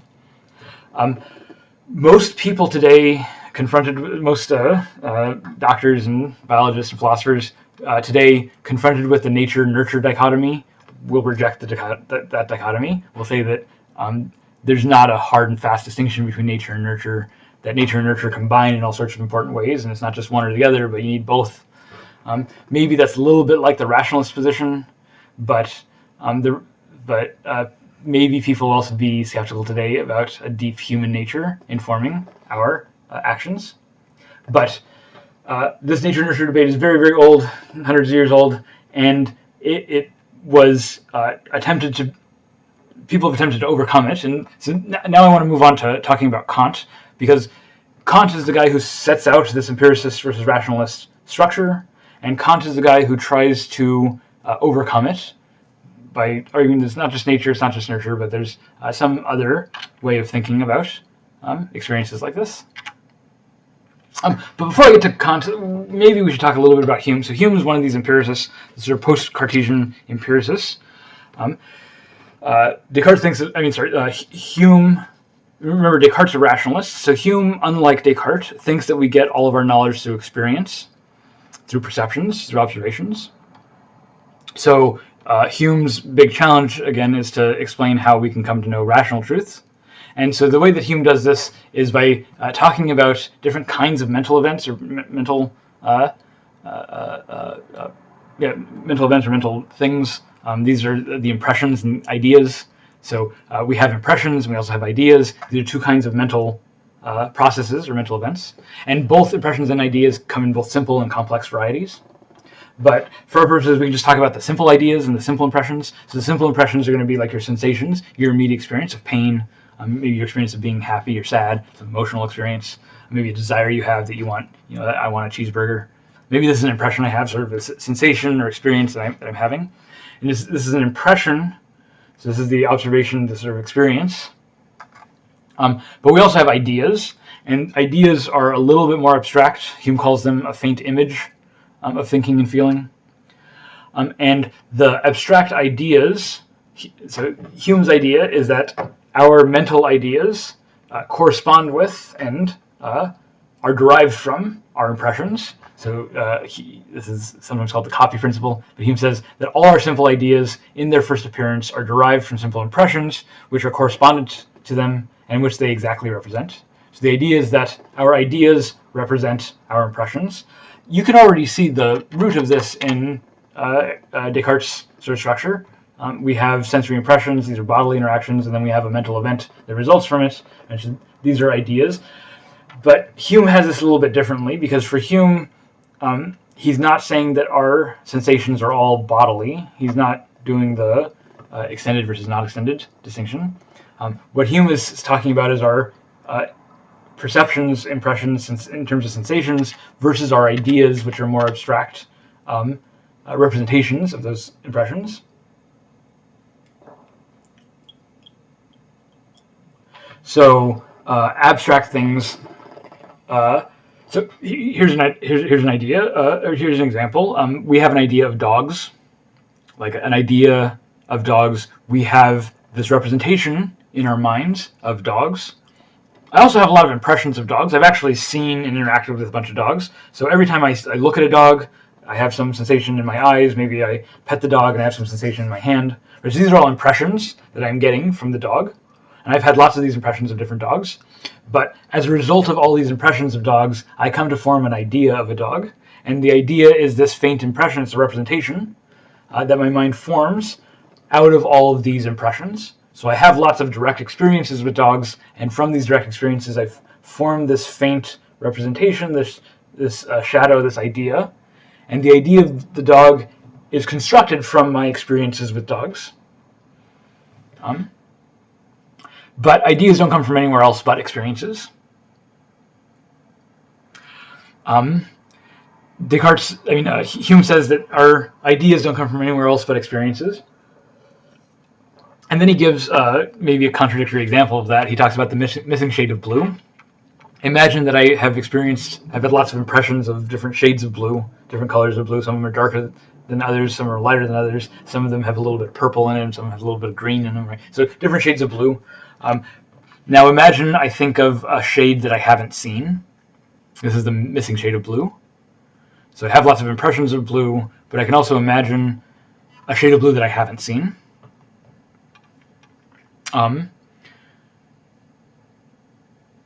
So Hume talks about this missing shade of blue, and a lot of people are curious about this because it seems like if all my ideas come from impressions, then I shouldn't be able to think of a missing shade of blue, because the only shades of blue I should be able to think about are the shades of blue that I've actually had an impression of. So by what means am I able to think of a missing shade of blue? But Hume has an answer here, which is that I'm able to think of the missing shade of blue because I've seen lots of other blue things. Here's Hume's point, though, is that it's not so. I don't have another source of knowledge apart from impressions, but the mind is also performing other operations. So the mind isn't just a sort of static receptacle for these impressions. The mind orders impressions in certain ways, and these ordering of impressions don't give new knowledge of matters of fact, but they do impose relations of ideas. They do impose the ways that my ideas relate to each other, and that structures how I think about the world. So there's a couple of different relations between these ideas, or what Hume calls an association. So the association, so this is the principle of association, that there's a secret tie or union among particular ideas which causes the mind to conjoin them more frequently and make the one upon its appearance introduce the other. Right, so Hume's idea is that not only do I have these impressions, but these impressions get associated, and it's the association of these impressions that eventually form my idea. So my idea of a dog is constructed from the association of lots of impressions of dogs. So there's various ways for Hume that my ideas can be associated. They can resemble one another. The ideas can match each other in shape. Maybe cats and dogs resemble each other, and so I have an idea of a mammal, or of a carnivore, say. I have an idea of a carnivore that's constructed from the resemblances among cats and dogs, and particularly the resemblance among my ideas of cats and dogs. Okay, but another association things can have is that they might be just next to each other. So maybe they don't look like anything. Maybe they don't look anything like each other. Maybe they're next to each other. So I associate dogs with dog houses, and dog houses don't look like dogs. They don't resemble each other. But dog houses and dogs usually come together, and so the reason that I think of dog houses when I think of dogs, it's not just because of the word, but it's because I tend to see them in conjunction with each other. I tend to associate the two because they are contiguous. They appear regularly in space and time. And the dog and the dog house are next to each other, but another way that I might associate two ideas is through a causal relationship. I might think that one thing causes another.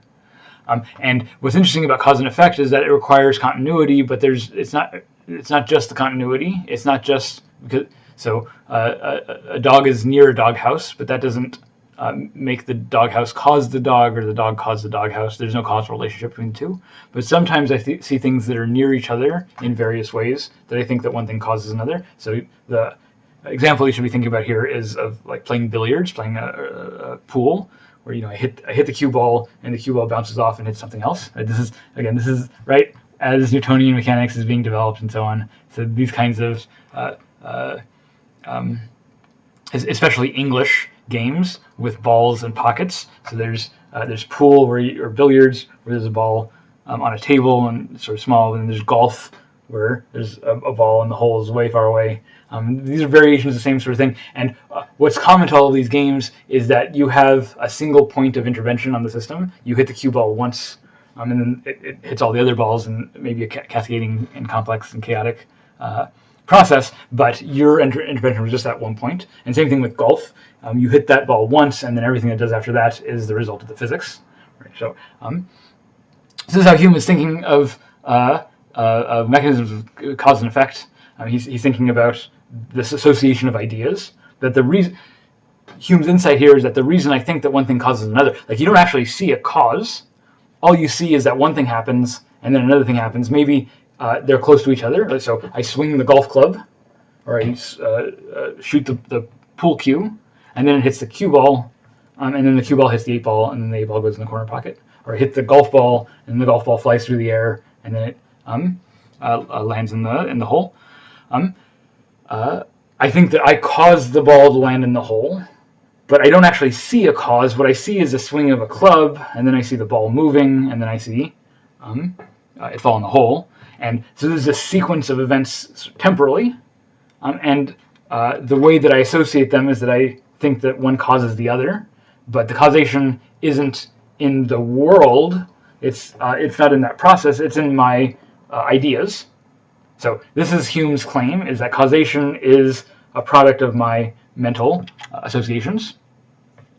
Yeah, Hume thinks that causal relationships are the result of associations made by the mind. You don't observe the cause, you only observe the relationship between events, and then you put those together in your mind through this association. So, so this I talked about this a little bit already. That so this is about the difference between relationships among ideas. Causation is a relationship among idea versus matters of fact, and Hume says that causation is not a matter of fact. It's a relation among ideas. It's a relationship among these abstract representations of my mind, and it's not something that's out in the world.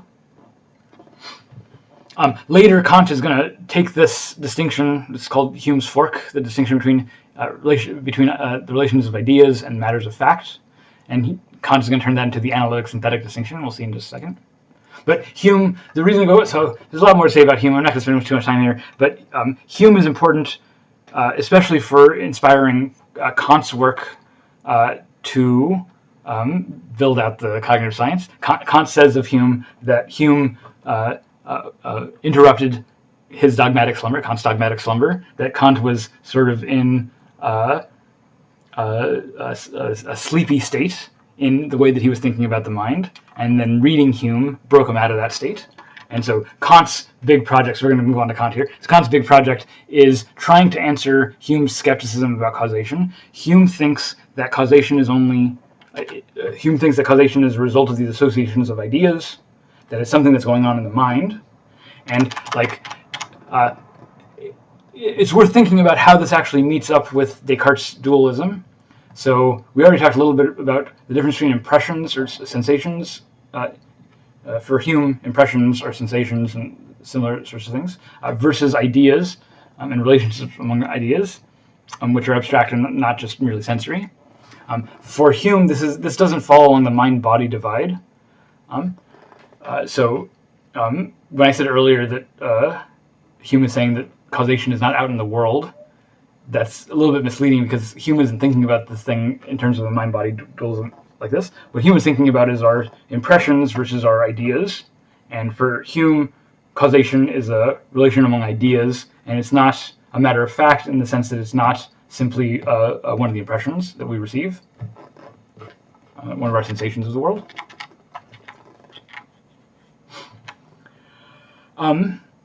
But here's the thing: if causation is just an association of ideas, then why is causation able to predict so much about the world?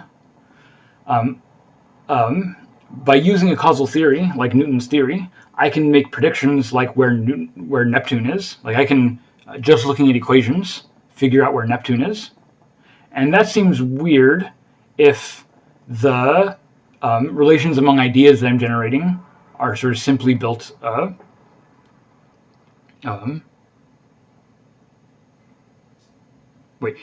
let me say it again. So I can predict where Neptune is, and this seems weird if causation is purely in the mind, because if it's just what I'm thinking about, how is that able to track what's really going on in the world? Like my tending to equations, looking at Jupiter and so on, and seeing how the different other planets are wobbling around. I use that in order to make a prediction about where Neptune is, and then when I point my telescope at that spot, I actually see Neptune. So it seems like the relationships among my ideas wasn't arbitrary. It seems like it was tracking something in the world. But for Hume, you can't really track something in the world because you're just having these impressions. The tracking is all happening in your mind.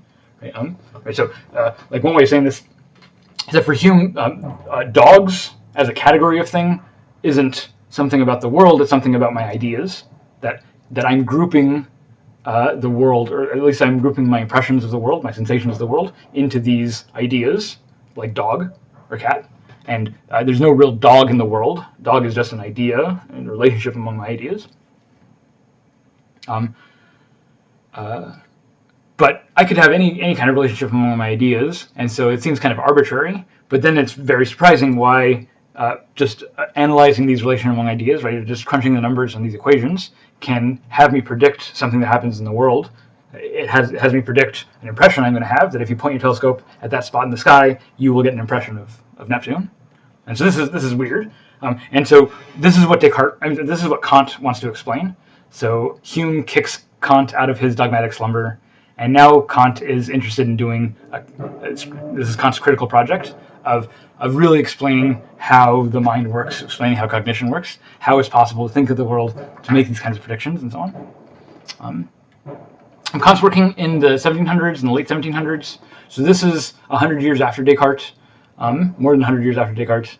This is also 100 years after Newton.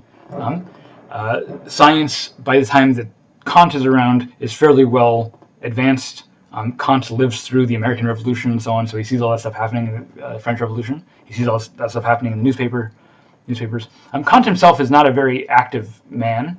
Kant, he never got married. He lived in Germany, in the same town, Königsberg, Germany, or it was Prussia at the time, I guess. But he lived in that same town and never left that town his entire life. He was a stable of the town. It was a very small, sort of provincial town. Kant eventually ran the university there. He was well known at that university. He was like the superstar. The story from Königsberg is that he would take a walk every day at the same time, and he was so reliable about that walk that people could set their pocket watches to Kant's constitutionals. But he never left that small town to see the wider world. He read about the wider world quite a lot, and he was well known in his time. But he had a rather limited experience of the world. Nevertheless, Kant is one of the sort of broadest and deepest and most systematic thinkers in the history of philosophy, and Kant really takes it as his project to systematize and try to work out all of these ideas that come up in this early modern period, from Descartes and Hume and Leibniz and Spinoza and so on. And so Kant tries to take all of this stuff that's a lot of it's really speculative and experimental, and Kant tries to systematize it into a rigorous framework, rigorous arguments, and rigorous sort of systemic view. And Kant is not just interested in solving philosophical puzzles; he's interested in solving scientific puzzles. Kant, Kant is the next big systematic architectonic thinker, and he's not just going to talk about how the world works in this sort of metaphysics. He's also going to talk about moral theory and ethics. He has this sort of top to bottom, big picture view. But he's interested not just in contributing to the philosophical and ethical debates. He's also interested in contributing to the scientific debates. And in fact, his critical project is partly aimed at resolving certain live debates in his time over the nature of space and time.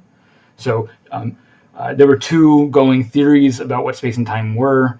There was the very successful Newtonian theory, which is that space and time are absolute. So Newton imagines the universe as if it exists in a big grid. So imagine just like a static grid where everything is, and then from that grid we can measure the distances between things using sort of Cartesian coordinate sort of ideas, maybe in 3 dimensions. It's a little bit more complicated. But the idea is that there is a background static grid on which everything is arranged. And that framework, that background framework, is what space and time is, and it's absolute. It's not relative to anyone, no matter where you are. That grid structure is the same.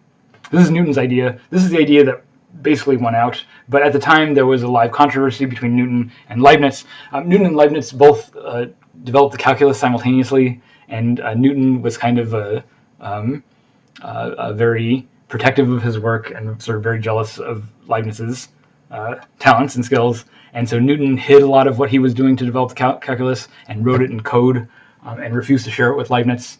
And there was a big controversy afterwards about who really invented calculus, Newton or Leibniz.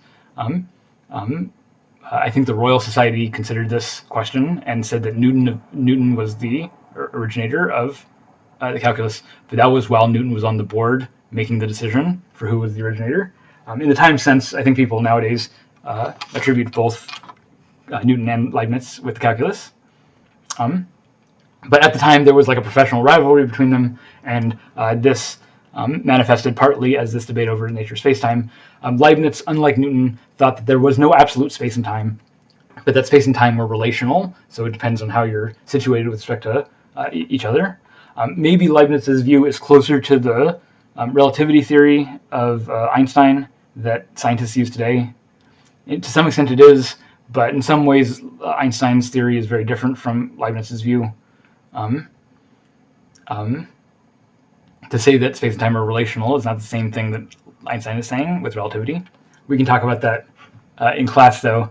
What I want to say right here is just that in the midst of this debate between Newton and Leibniz, scientific debate about the nature of space-time, Kant thinks he's proposing a solution about what space and time are. So Kant's solution is that it's not just that it's absolute, and it's not just that it's relational. Kant says that space and time are forms of intuition, forms of pure intuition. And so what I want to do in this lecture on Kant, or this little segment on Kant, is try to get to the point where I can explain what Kant means by saying that space and time are forms of intuition. Kant is also the guy who divides the recent history of philosophy into the empiricists and the rationalists. And so Kant doesn't really fall on one side or the other. He calls himself an empirical realist. So he believes in empiricism. He believes that a lot of our knowledge and understanding of the world comes through experience. And he believes that the things that we experience are real. They really exist. Sure. He's an empirical realist, but he calls himself a transcendental idealist. So empirically real, so the things that we experience with our senses are real, but there's also a transcendental idealism that our representations are ideal. So he says, I understand by the transcendental idealism of all appearances the doctrine that they are all to be regarded as mere representations, not as things in themselves, and accordingly that space and time. I understand by the transcendental idealism of all appearances the doctrine that the appearances are all to be regarded as mere representations and not as things in themselves, and accordingly that space and time are only sensible forms of our intuition. Transcendental idealism is the idea that appearances are representations and are not things in themselves. So this is going to go back to the mind-body dualism. What Descartes sets out and what Hume keeps is not the mind-body dualism, but just the idea that mental events are representational, that what a mental state is, like a belief or an experience, that what the experience is a representation of the world, representation in the sense of representing. So there's things going on in the world, and what the mind does is it presents the world again. So here's the tree in the world, and here's my mental idea or my mental image or my mental representation of the tree. The mental representation of the tree is not a tree itself, but my mental representation is accurate or true if my idea matches the structure of the tree. If the things that I think about the tree actually match how the tree works, then it's a good representation. But if I get something wrong in my mental representation, then it's a bad one. If there's a mismatch between my idea and the thing that it represents. So Kant is endorsing this basic structure. Hume has a similar structure. There's not the world and the representation, but there's just, for Hume, this is why Hume is a sort of radical empiricist. For Hume, there's not the world and then my representation of it, For Hume, there's my impressions, so my sensations, and then these abstract ideas that I form from my impressions. And for Hume, you never get outside your impressions. There's no outside world beyond your impressions that you're dealing with. Okay, there's just your sensations of the world. And Kant is going to endorse this basic picture. For Kant, the mind constructs representations. The thinking is about building representations, and that the representations are not the things in themselves. But Kant's going to get there in a roundabout way. He's going to bring out a lot of technical infrastructure in order to make an argument beyond what Hume does. The technical infrastructure that Kant is going to bring out are what he calls transcendental arguments. So a transcendental argument is an argument about what must be the case for something to be true. Like what must hold for something to be true. So a contrast, something that's not a transcendental argument, but it may be an argument style that you're familiar with, is something like abduction. So abduction is inference to the best explanation. So something happens. What's the best explanation that we have for why it happens? Notice that abduction is explicitly not aimed at certainty. So not what is the absolute certain explanation, or what do we know with certainty is the explanation. Abduction is just what is the best explanation, like what are the best resources we have to explain it. And you can imagine some explanations don't do as well as others, and so you have some standard for what counts as the best explanation, and so abduction is just what is the best explanation. Transcendental arguments are stronger than abductive arguments. Abductive arguments aren't that strong. But transcendental arguments are a lot stronger. So not just what is the best explanation for some phenomena, but what must be the case for that phenomena to happen, or for that phenomena to appear the way that it does. What are the necessary conditions for that thing to happen?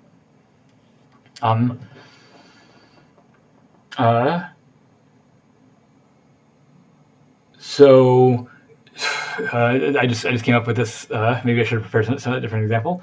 But if I see someone driving a car, I might ask, what's the best explanation for them driving the car? They have somewhere to go. I might also talk about how they have a license and so on. But then I might ask, well, is it absolutely necessary that they have a license?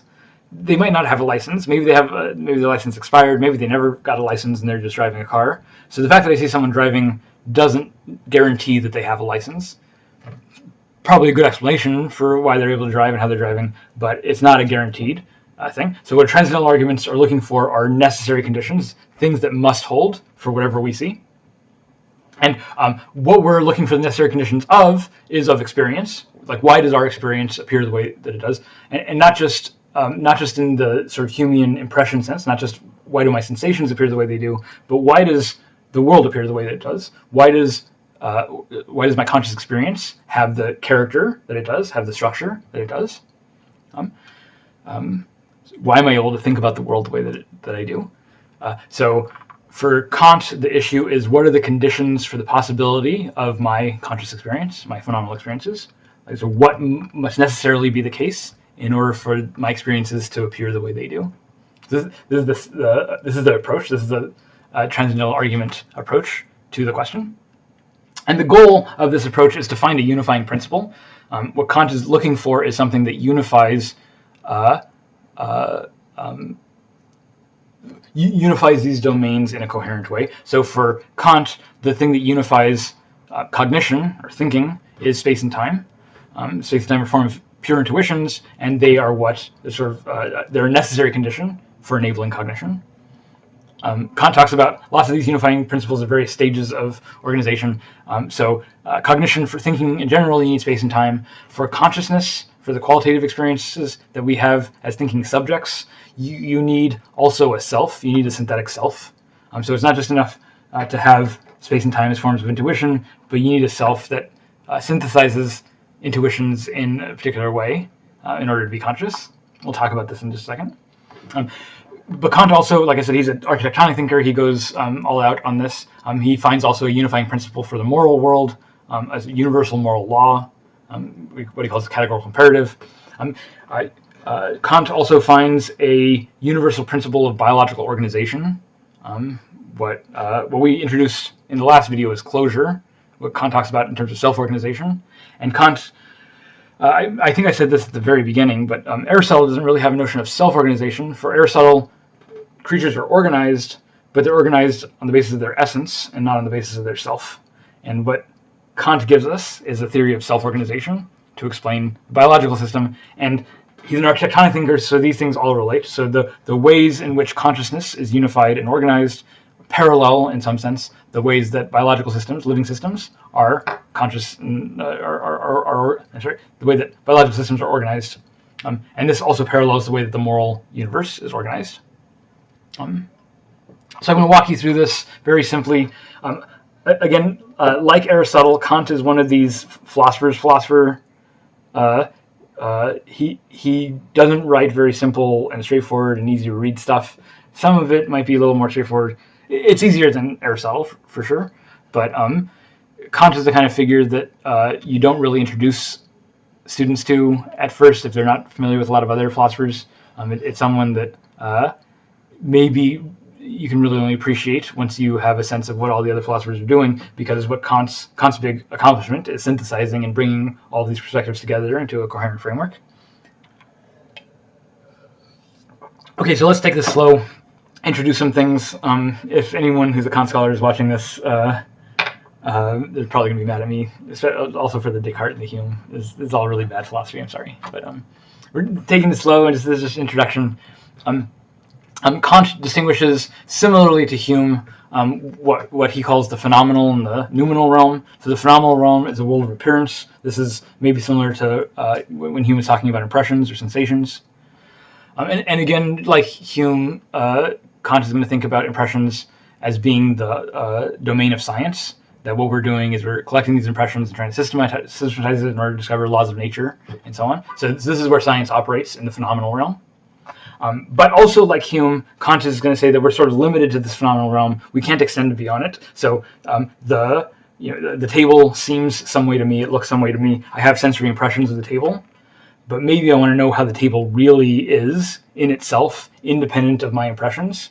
And Kant says you can't get beyond your phenomenal impressions. Like you can't what he calls the thing in itself, like the chair as it really is in itself, independent of my impressions. Kant says you can't know anything about that. You can't know the thing in itself. All you can know about the world are the impressions that you have. But there's a phenomenal world on the one hand, there's a phenomenal realm on the other hand, but that's not the only domain here. There's also a domain of the noumenal, and the noumenal is the world of thought. It's sort of parallel to what Hume talks about when he's talking about the relationship of ideas. Although for Hume, the relationship of ideas is this very faint derivation from impressions. And for Kant, there's a lot more machinery going on in the noumenal realm that is governing the way that cognition operates.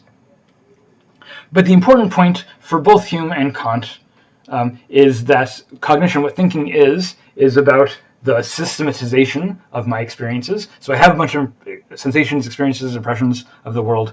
And what thinking does is it systematizes my impressions. It orders them and arranges them in a way that helps me think about the world. For Hume, I develop more complicated ideas and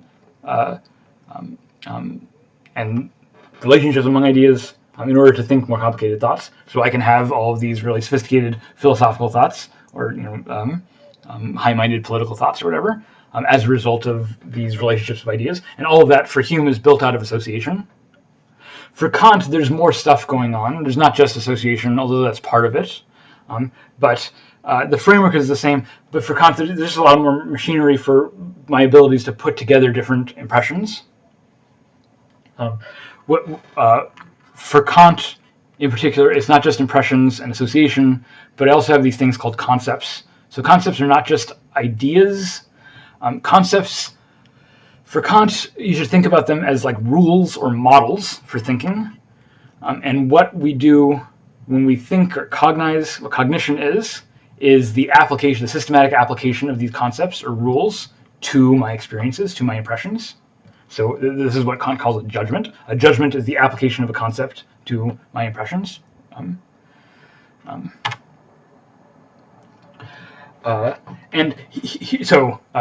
So remember, for Hume, I have lots of impressions of dogs, and those impressions sort of get clumped together into an idea of a dog. And now I have this abstract idea, and then I can use those ideas to build more and more abstract ideas, more complicated ideas. For Hume, it's just from impressions, and then I derive all the ideas from that. For Kant, this is not the case. For Kant, I have my impressions, but I need more stuff in order to organize all of those impressions. So the concepts are doing more work. The concepts aren't just being derived from experience, and we'll see an important example of that in a few minutes. But the concepts are sort of actively directing me to arrange my experiences in some such way. So the concept or rule is a procedure for arranging my experiences in some such way. So let's start with this slowly. For any object that I see, I'm usually experiencing that object through several sensory modalities. So I see a chair, I look at the chair, and so I'm getting light through my eyes. Visual sensations is one sensory modality, but I can also feel the chair. I can pick it up and feel how heavy it is. I can, touch the wood and feel how polished it is, or not. And this is a tactile sensation. Maybe I taste the chair and see how it tastes.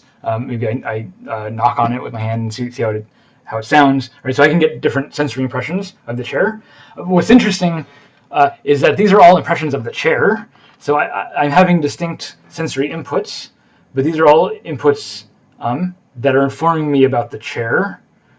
So part of what's going on, you might think that if Hume is right and I'm just getting these impressions and they only become ideas later on, that if that's right, then I might experience the world as just a sort of like a bunch of just sensations that are coming at me from all directions. And with the chair, I have visual experiences and sensory experiences, and these might be all haphazard. But the thing is that I don't experience these things in haphazard ways. I experience all these sensory impressions as sensations of the chair. This is how the chair sounds. This is how the chair looks. Right? And so I attribute these sensations that I have to the chair. And for Kant, this is what thinking, at least to the first approximation, this is what thinking is doing. Thinking takes all my sensory impressions and combines them into objects. That what thinking is about constructing an objective world. By objective here, I mean in the sense of a world constituted by objects, a world made up of a bunch of different objects. So I don't just see splotches of color. I don't just see shades of lighter and darker.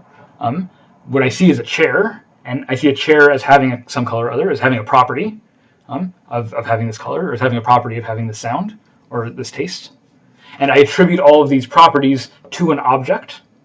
And Kant's idea here is that the object, in some sense the chair is in the world, but what you're seeing of the world are just these impressions, and you divide up those impressions through thinking. What cognition does is it divides up those impressions into objects. And so I think not just of sensations, but I think of a chair as an object, and I attribute all of these sensory inputs to this chair concept. So a chair, so there's chairs in the world, I only get the impressions, but in my mind I have a concept of a chair, and it's the concept of a chair that's helping me put together my impressions so that I know that the chair is out in the world. I construct an objective image of the world in my mind. This is how I make sense of there being a chair there, is because my mind can think about the world as being arranged in objects. So you can think of the mind as an operating, or thinking as an operating system. The operating system on my computer is things are organized into folders, and sometimes I install a program and the program will put a bunch of things in folders. So the foldering is the organizational structure of my operating system. Objectifying is, at least a first approximation, the organizational structure of cognition. What cognition does is it takes my sensory experiences and turns them into a world full of objects, and those objects have certain relationships, and I understand those relationships because I have a concept in my mind that does that organization. Maybe this is a little bit abstract, but this is a real world problem that practical engineers have to face, especially when building something like a self-driving car. So a self-driving car is also getting a bunch of sensory input. It's got LiDAR sensors maybe, or it's got sonar, radar, and so on. And it's taking this sensory input, and it has to turn that sensory input into a picture of the world. And if you remember from looking at the Tesla driving vehicles, the picture of the world it'll mark out, where the other cars are, where the pedestrians are, where the traffic signs are, and trees and so on, and it puts little boxes around all those. So you can think of what the car is doing in that situation as this kind of Kantian objectifying cognition process. It's just taking its raw sensory experience and turning it into a bunch of objects, because once you know the kind of object it is, you know how to treat it, right? So the objects that I recognize as cars, I'm going to behave in a certain way around those, and the objects I recognize as trees, I behave in a different way, and so on, right? So AI has to solve this problem. Any machine learning that is trying to interpret its sensory experience has to solve this problem. This is, in AI, is sometimes called the frame problem, and it's just the problem of integrating various sensory modalities into a coherent, objective picture of the world. Again, the perspective here is that what thinking is, or what cognition is just this act of sensory motor integration.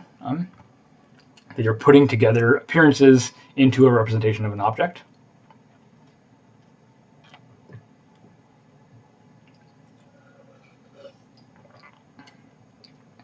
But I don't just experience colors. I experience colors as properties of objects. So I experience the world as made of objects. But I don't just experience individual objects. I experience a world, and these objects are in that world.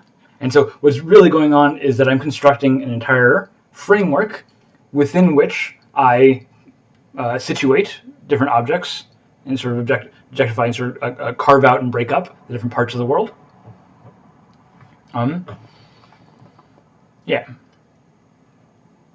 So this allows Kant to address certain sorts of issues that Hume might have struggled with. So how do I know that an experience is of the same object? Like, how do I know that this is the same dog? Right? Because if it's just impressions, an impression might be different from one to another. Like, it might be a dog swapped out, but if I'm having the same impression, I wouldn't be able to tell.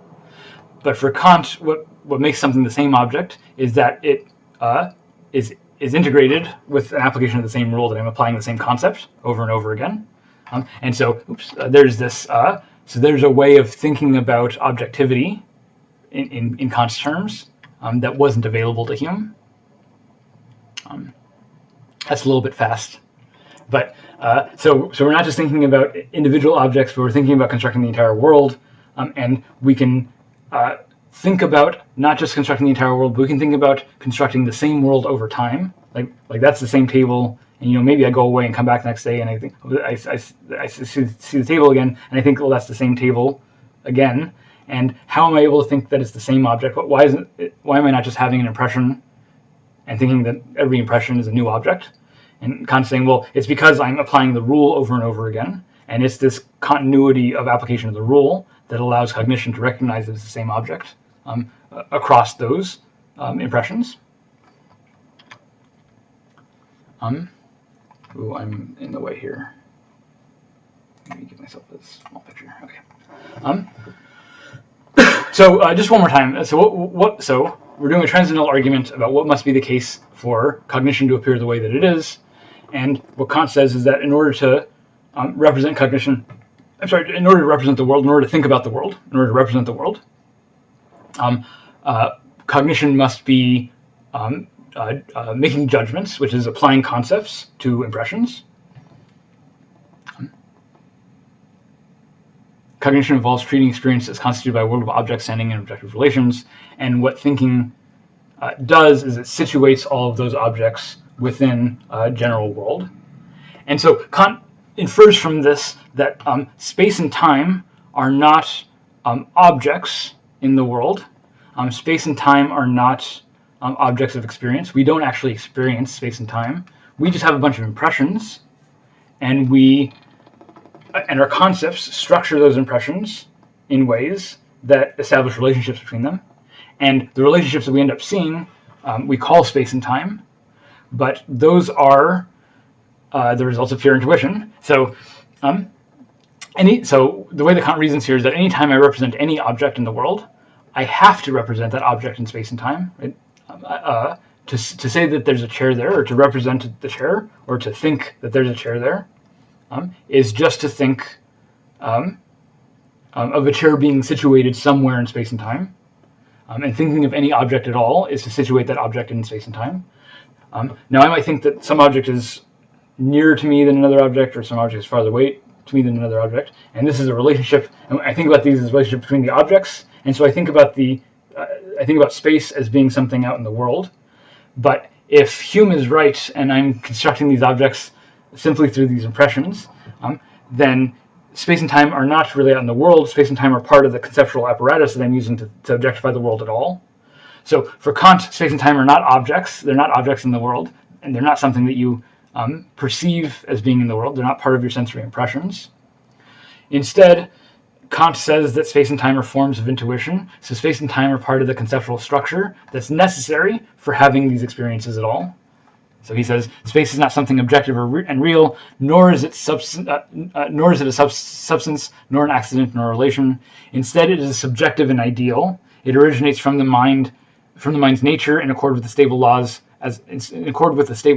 a scheme, as it were, for coordinating everything sensed externally. So for Kant, space is the method. Space is the procedure that cognition uses in order to represent the world and the relationship of objects within the world. So we represent things as taking up space, as being situated with respect to each other in space, because that's how that's the necessary thing for cognition to do in order to represent external things at all. Space is about representing the structure of external sensations, and what Kant says is that time is the structure of representing internal impressions, and especially the way that they're ordered, one after another. So you don't see the ordering in an impression. In the impression, you only have the impression itself. But time is the form of intuition. It's the basic structure that must be assumed in order to relate different events over time to each other, a sequence of events to each other at all.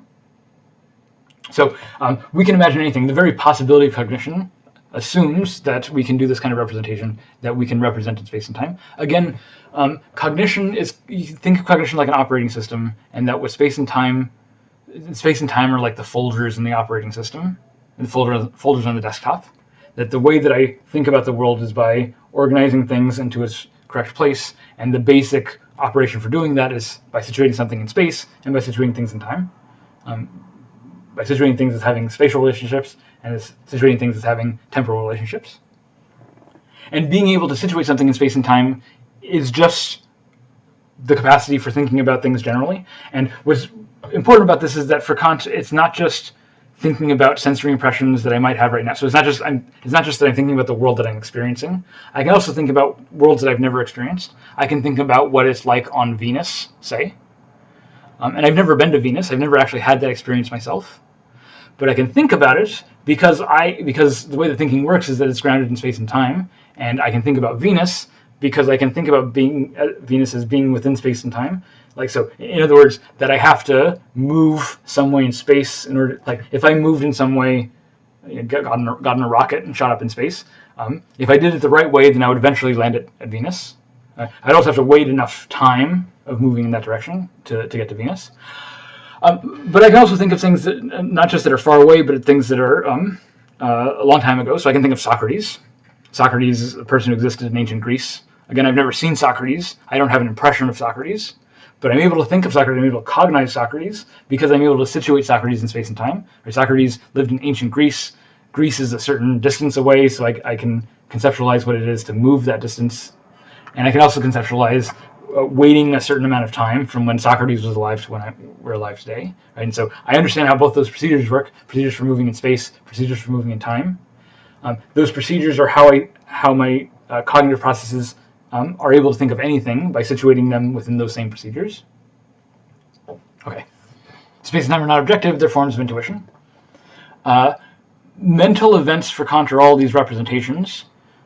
This is from the SEP article that's linked right here. We might distinguish between conscious and unconscious representations, although maybe Kant doesn't talk about unconscious representation so much. But of the conscious sensations, the conscious representations that Kant is talking about, the conscious representations have two kinds. There's the subjective, that's sort of merely sensory, and then there's the objective. It's the objective or the cognitive, and they're objective in the sense that they create the world as constituted They construct a world as constituted of objects. Ugh. What cognition does is think objectively about the world. It thinks about the world as if it's made of objects. And for Kant, there's a further division here between intuition and concepts. So the concepts, like I said, are these these general rules. Concept is something like a dog that I use for systematizing my impressions. Intuitions. So the concepts are the more abstract ones, and the intuitions are the more directly tied to experience. An intuition isn't the same thing as a sensation. It's cognized, so it's a sensation of some kind or other. But among these intuitions, the pure intuition of space and time is what I use to sort out all my sensory impressions into the objects that compose them. Okay, I'm gonna keep moving on. Okay, so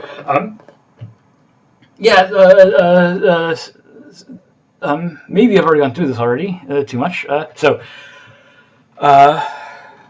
Hume has a distinction between the relations among ideas and matters of fact. So this distinction is around already. Hume talks about the distinction between relations among ideas, or Kant gets a hold of this and he talks about this as being true by meaning, or he calls it the analytic truths. So analytic truths are true by meaning. They're true in virtue of the things themselves. So a good example of this is mathematics. 2 plus 2 equals 4.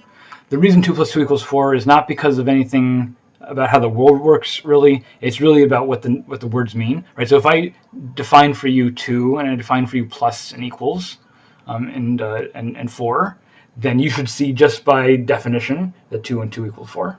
And so analytical truths are true by definition. They're sort of the formal truths like mathematical truths. Also, metaphysical truths count in the analytical truths. So one of the analytical truths that Kant mentions are that bodies are extended. So Kant thinks that it's just analytic. It's necessary. It's just part of the meaning of the word body that bodies are extended, that bodies have extension. It's just part of the meaning of the word body. So those are the analytic truths. Mathematical truths are analytic truths. But there's also synthetic truths. And synthetic truths are truths of fact and not just true by meaning. So they're true in ways that can't be discerned by just understanding the meaning of the term. So Washington, D.C. is the capital of the United States, is the U.S. capital. It's not part of the meaning of Washington, D.C. that it's the U.S. capital. In fact, there were periods in U.S. history where the capital was elsewhere. The capital was in New York for a while, it was in Philadelphia for a while, I think. So the capital doesn't have to be in Washington, D.C. There's nothing necessary about Washington, D.C., and there's nothing about the definition of Washington, D.C. that necessitates its capital. It could be that the capital moves again in the future. So this is not an analytical truth.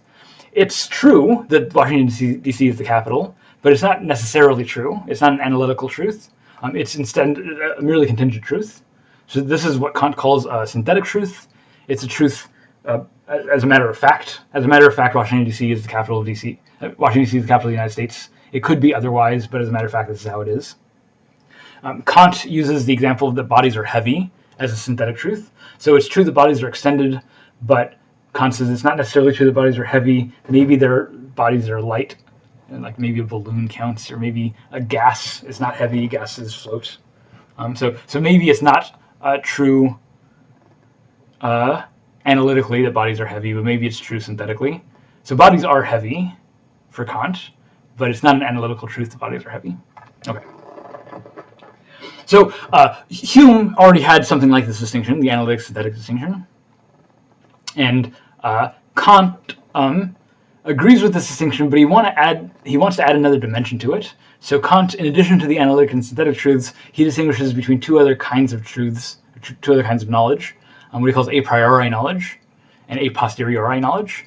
So a priori knowledge is knowledge that you have before an experience, so something that you know prior to having an experience. And a posteriori knowledge is knowledge that you can only have after experience. So it seems like this might be the exact same thing that we just said, that analytic truths are truths that you know before experience, that you don't even know anything about the world so like mathematical truths, 2 + 2 = 4. It seems like that's analytic. It's also a priori. I have to learn mathematics, but it's not. I don't learn it from experience. I don't learn it from observing the world. I learn it through rational thought. The idea is so.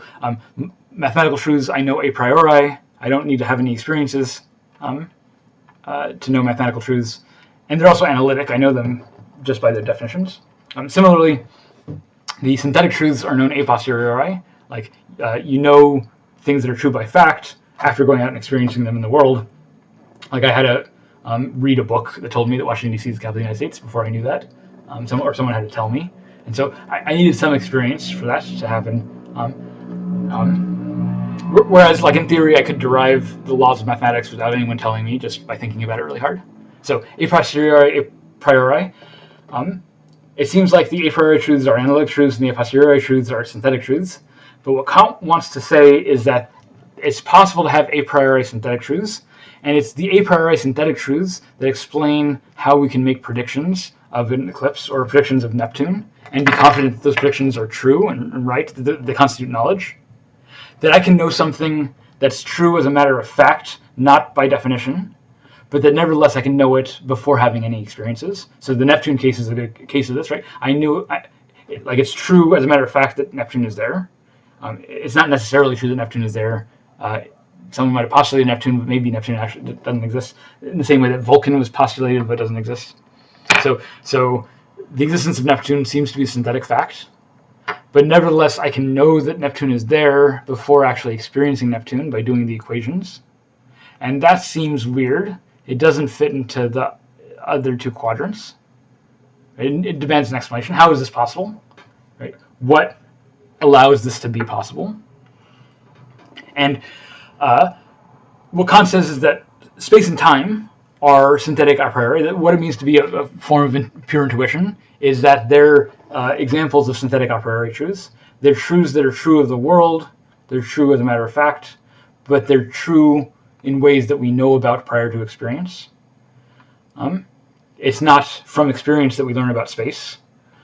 Cognition already structures our experiences in space and time, and so we don't need to depend on any experience in order to think in terms of space and time.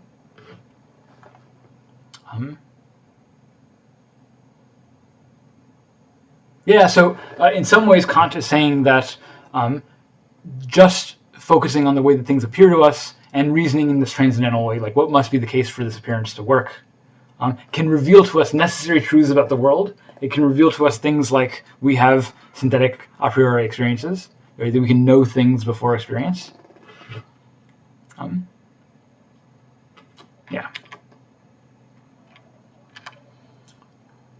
So yes, this in some ways agrees with Descartes. On the other hand, Kant is not running the big dualist idea that the mind is separate from the body. This transcendental argument that Kant runs is done entirely from experience and what we can think about on the basis of experience.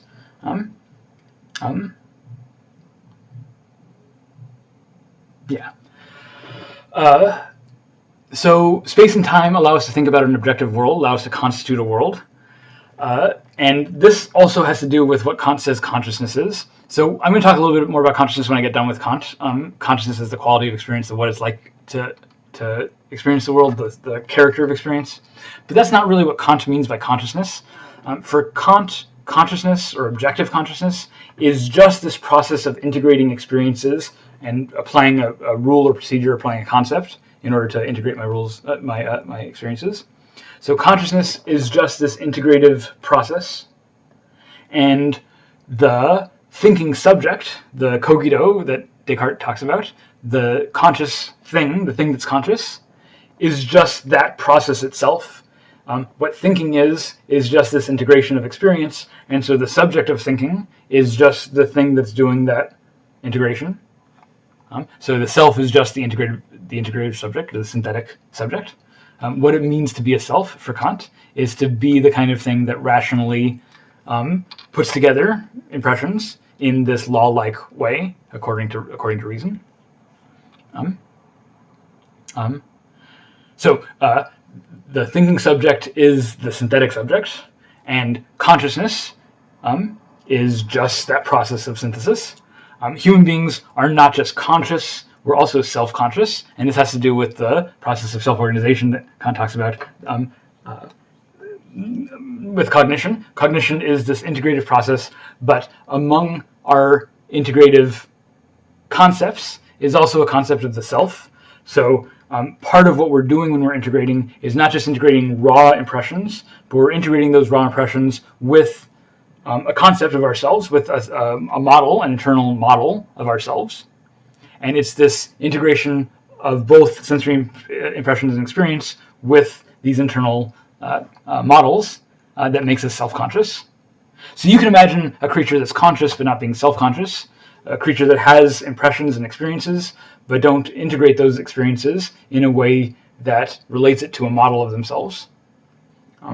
So maybe insects are like this, maybe very simple conscious creatures. They have experiences, like you pull their arm out, it hurts, but they don't think about themselves as being part of the concept that they're processing that pain under.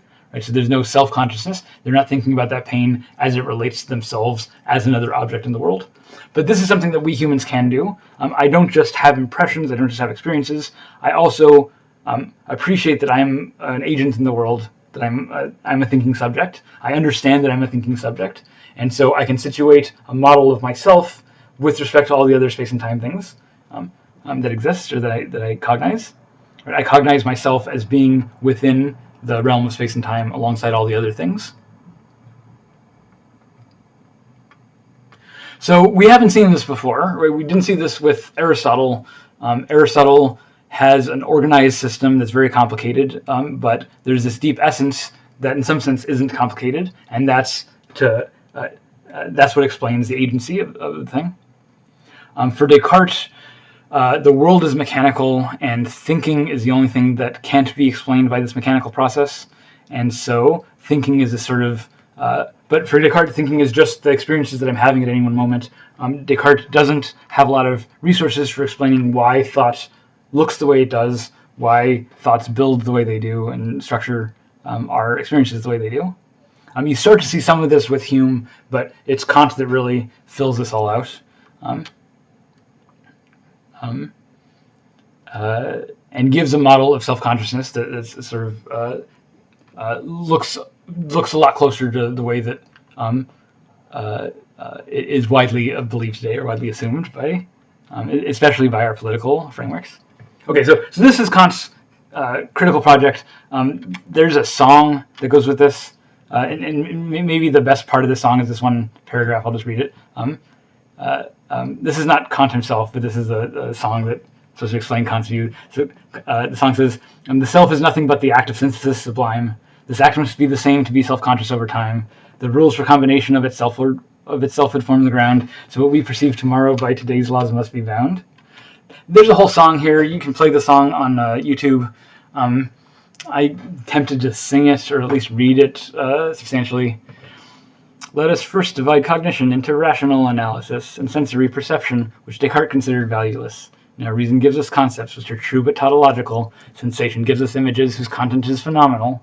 Whatever greets our senses must exist in space and time, for else it would be nowhere and no when, and therefore slime. The space and time we presuppose before we sense reality must have innate subjective transcendental ideality. The space and time are forms of our perception, whereby sensation is synthesized in orderly array. The same must hold of rational conception. In everything we think the laws of logic must hold sway. But a problem here arises with respect to natural science, while empirical and method on pure thought lays reliance. Although to Newton's findings we to Newton give the glory, Newton never would have found them if they weren't known a priori. We know that nature is governed by principles immutable." Okay, I'm going to stop here. You can listen to the song itself. This goes over basically everything that I just said. This song, I think, is the best way of understanding Descartes rather than reading him. You can read him also. I have a lot of links there. I mean, not Descartes, Kant. Anything that's worth knowing in Kant's critical project you can get from this song. I like it, but this video is going on too long and I should keep going. So Kant does a critical project to talk about the self-organization of cognition, and that self-consciousness is the process of this integration. But he does the same sort of strategy, the same transcendental sort of argument for morality, for life, for biological processes. This is why we're talking about him as this architectonic thinker. So just really quickly, I talk about Kant's view in more detail, his deontology, in the deontology lectures from my engineering ethics course, which you can look at that link. But just very briefly to go over some of the highlights, Kant is again running this transcendental question of what must be the case for there to be a moral law.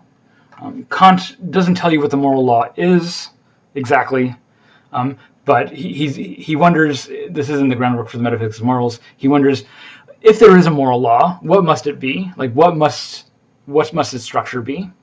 There might not be a moral law, but if there is, what would it look like?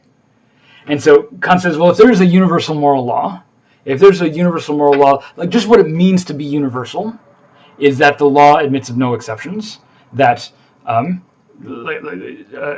just conceptually analyzing the concept of a universal moral law, what it means to be a moral law is that it's a law without exceptions. If it had exceptions, then it wouldn't be a universal law. So if there is a universal moral law, it's something without exceptions. And Kant does some more of this sort of conceptual analysis to realize that if it's a law with no exceptions, then it must, whatever the moral law is, it must take the form of a categorical imperative. Categorical imperative is a fancy term, but so categorical means just that there are no exceptions, that it applies everywhere and always. It's categorical, it applies always. And it's an imperative in the sense that it's something that you must do. So again, this is just a conceptual analysis. If there is a universal moral law, it must be something that applies everywhere without exception. It must be categorical.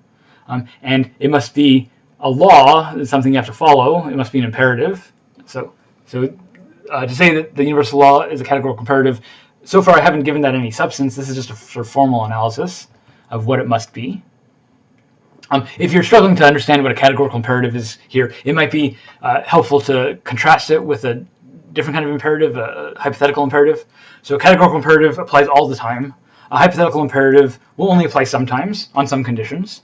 So a good example of a hypothetical imperative is if you're happy and you know it, clap your hands.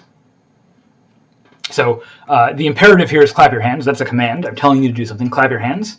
But I'm not saying that everyone should clap their hands always. I'm only saying that you should clap your hands in a specific situation. You should clap your hands if you're happy and you know it. So if you're not happy or if you don't know it, then you shouldn't clap your hands, right? So this imperative, the imperative clap your hands, only applies hypothetically in the situation where you're happy and you know it.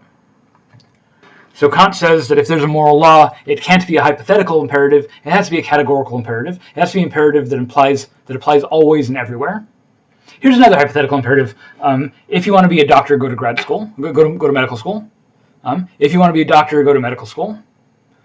So go to medical school is an imperative. It's telling you to do something, but I'm not telling everyone to do this. Not everyone has to follow this imperative. The only people that have to follow this is if you're a doctor. Right? So if you're a doctor, you should go to medical school. It's an imperative that should only be followed if the condition applies, if you're a doctor, or if you want to be a doctor. If you don't want to be a doctor, if you have no interest in being a doctor, then you should not go to medical school. Right? So this is just a hypothetical imperative. But for Kant, the universal moral law has to be a categorical imperative. It has to be an imperative that applies everywhere and always. So what could such a thing be?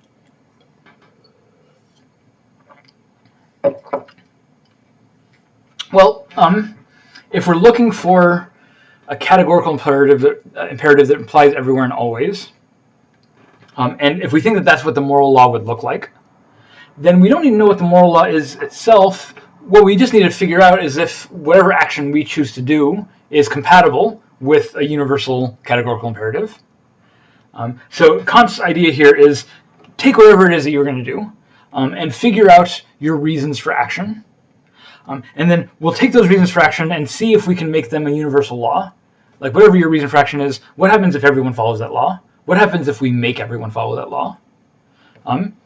If it's fine, if everyone follows that law, then whatever your action was is compatible with the universal moral law. So again, I haven't told you what the universal moral law is, but we can run this compatibility test to see if whatever you want to do is compatible. If it's compatible, then it's fine. But if it's not compatible, then you know that it's not compatible. That you're doing something that goes against the universal moral law.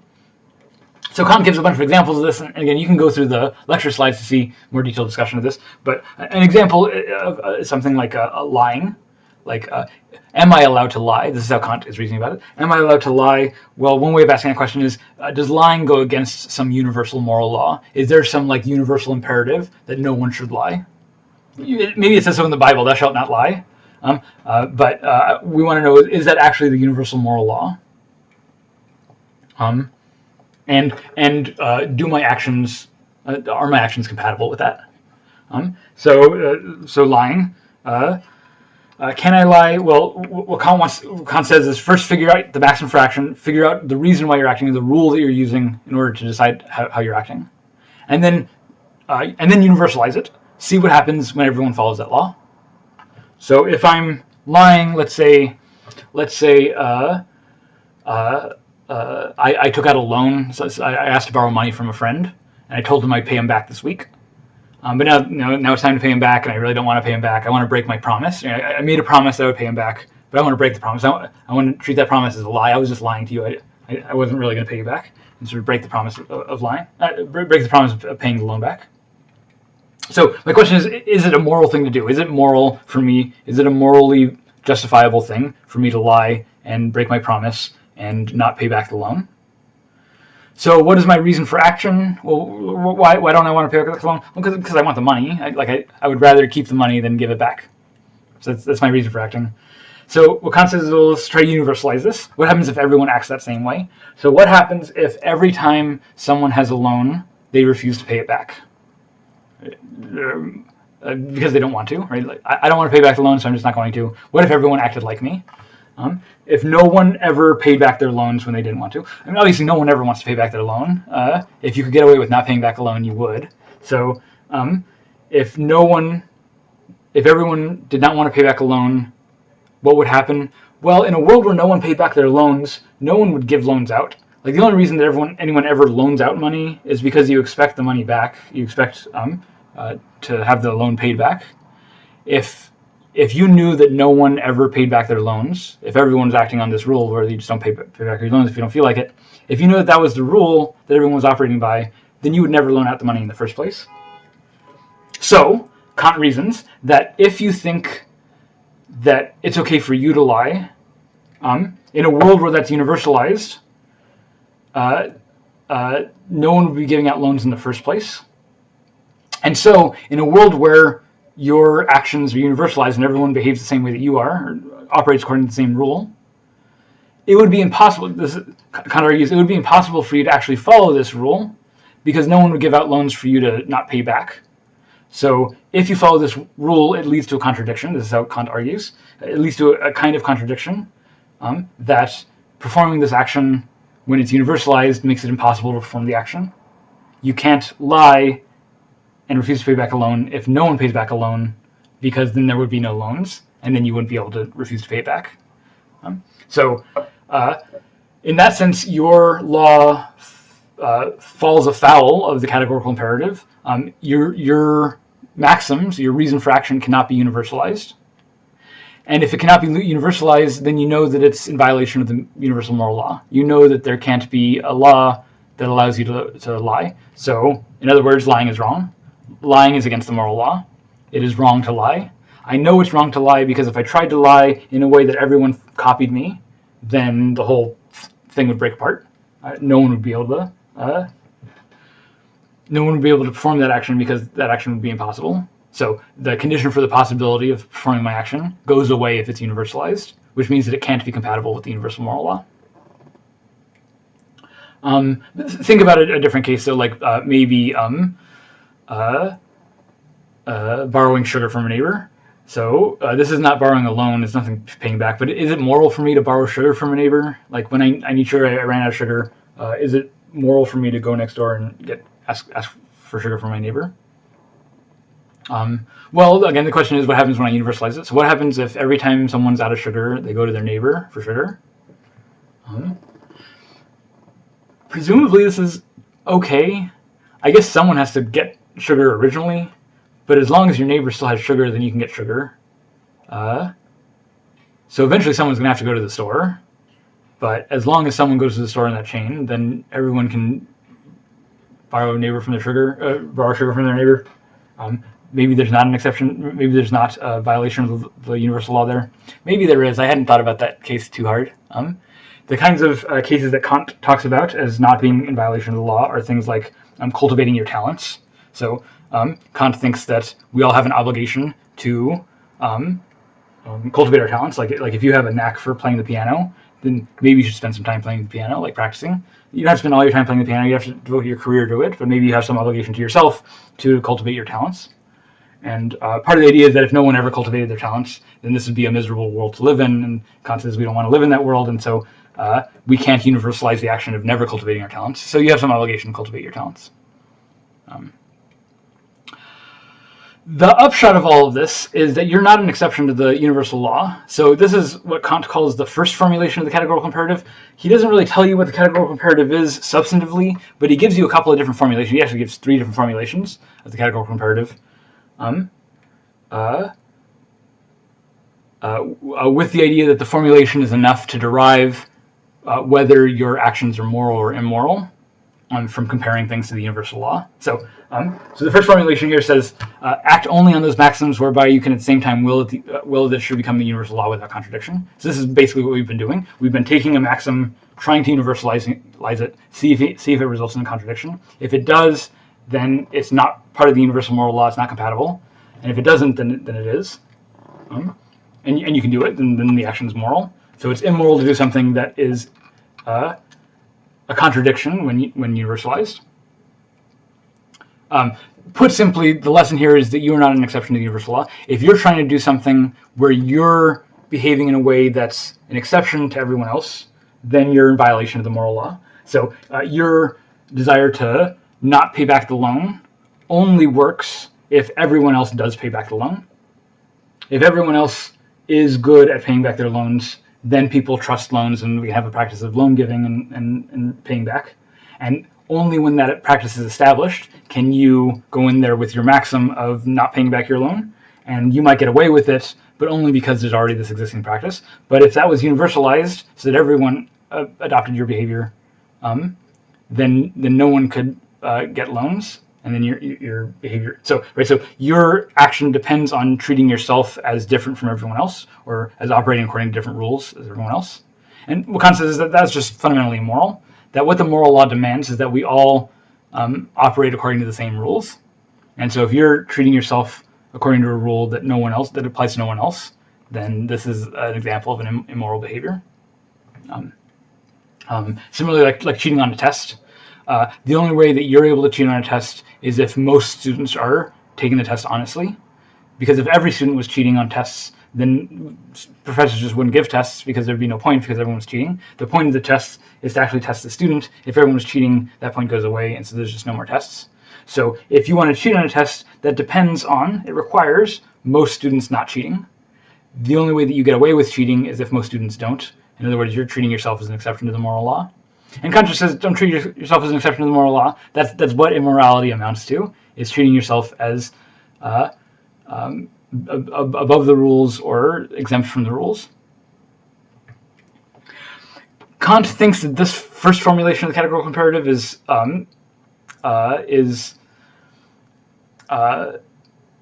equivalent to the second formulation. He thinks all 3 formulations are equivalent.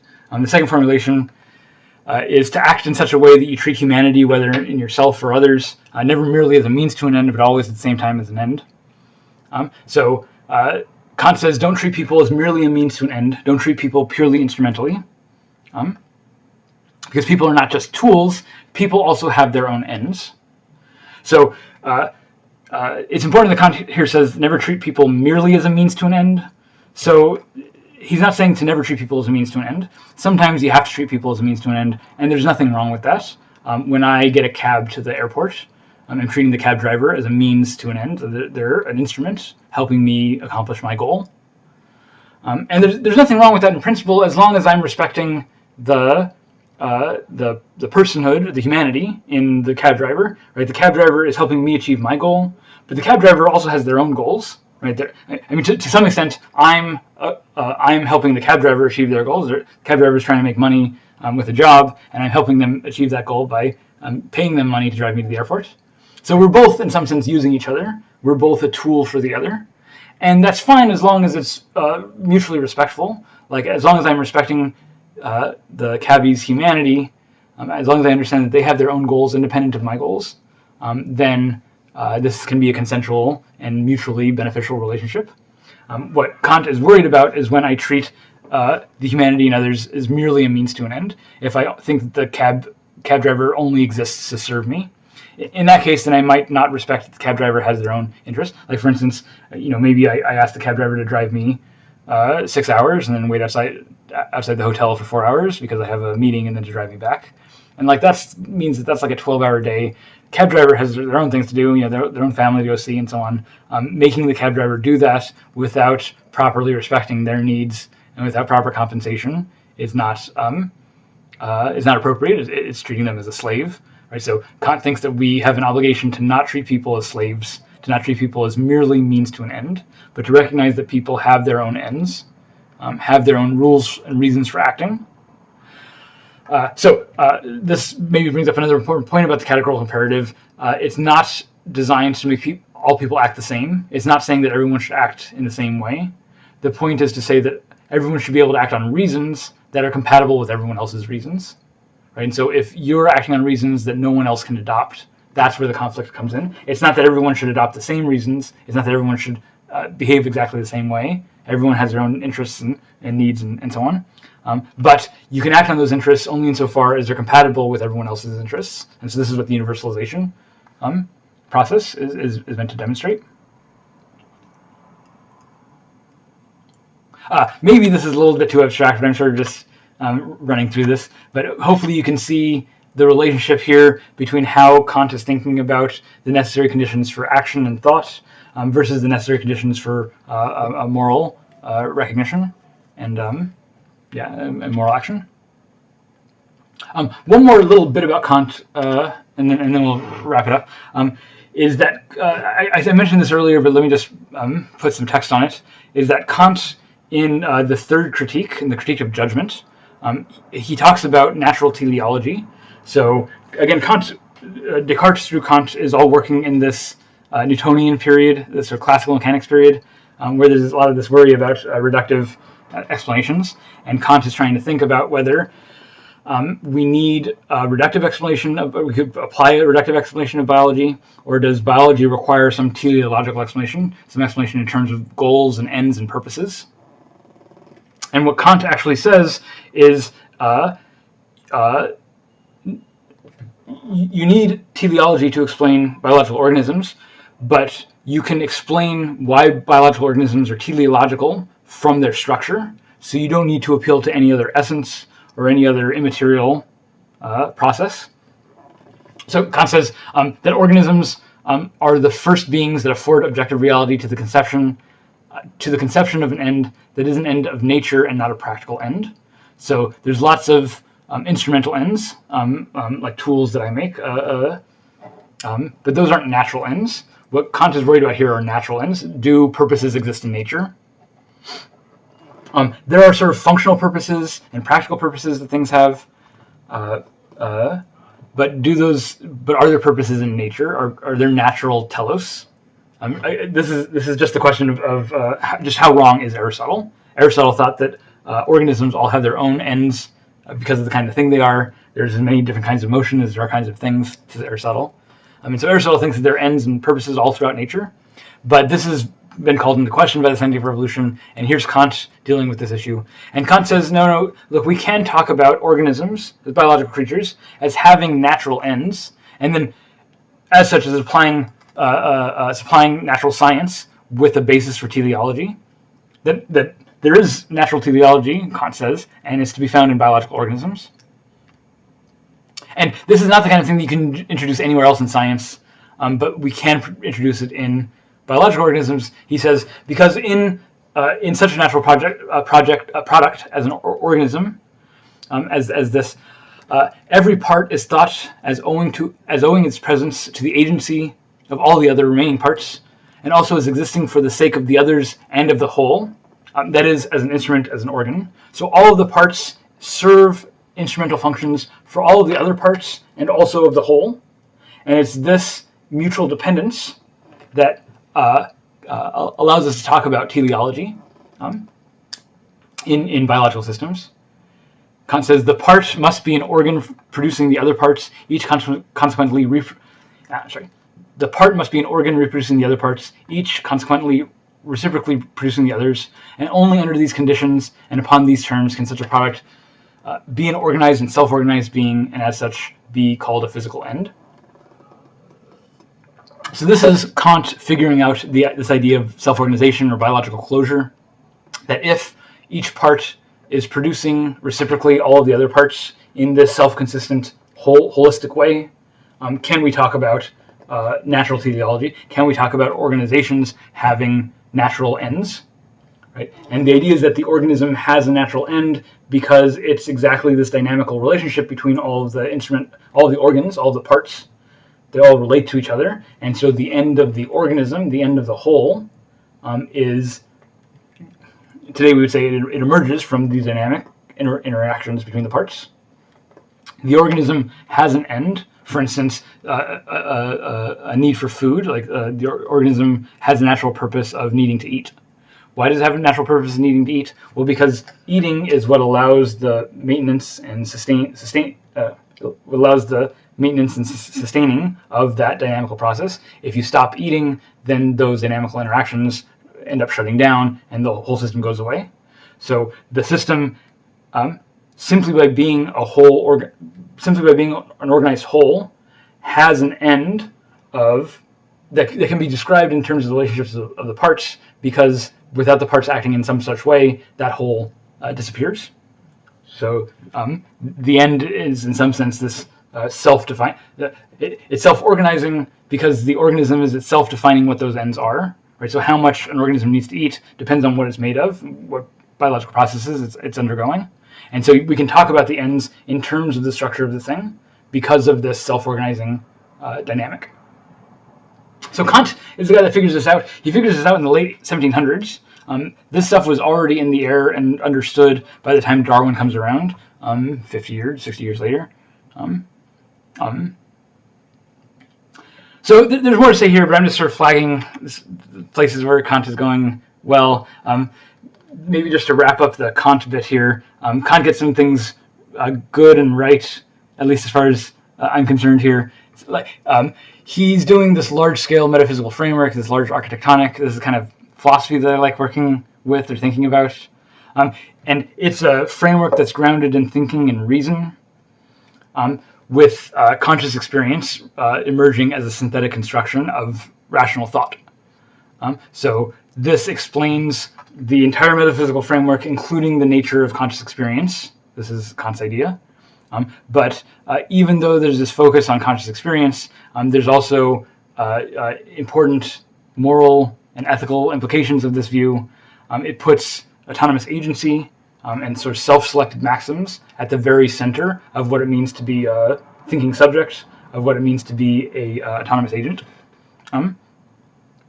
So these things are central to how thinking works, but also how morality operates and what the moral law is. So I like all of that, and maybe even more strongly, the way that Kant is thinking about the application of concepts as these sort of systematic procedures for organizing and arranging my impressions. It's not exactly there, but it's very similar to how cognitive scientists are thinking about things today. Cognitive scientists today tend to think about cognition as the application of systematic rules or computations or models that structure not just impressions, but also our thought and behavior, sort of what we say and what we do. This has relationships also to the computational theory of mind. Kant would disagree with computational theory of mind for lots of reasons. We disagree with cognitive science and neuroscience as practiced today for lots of reasons, but Kant is definitely laying the groundwork from which these fields eventually develop.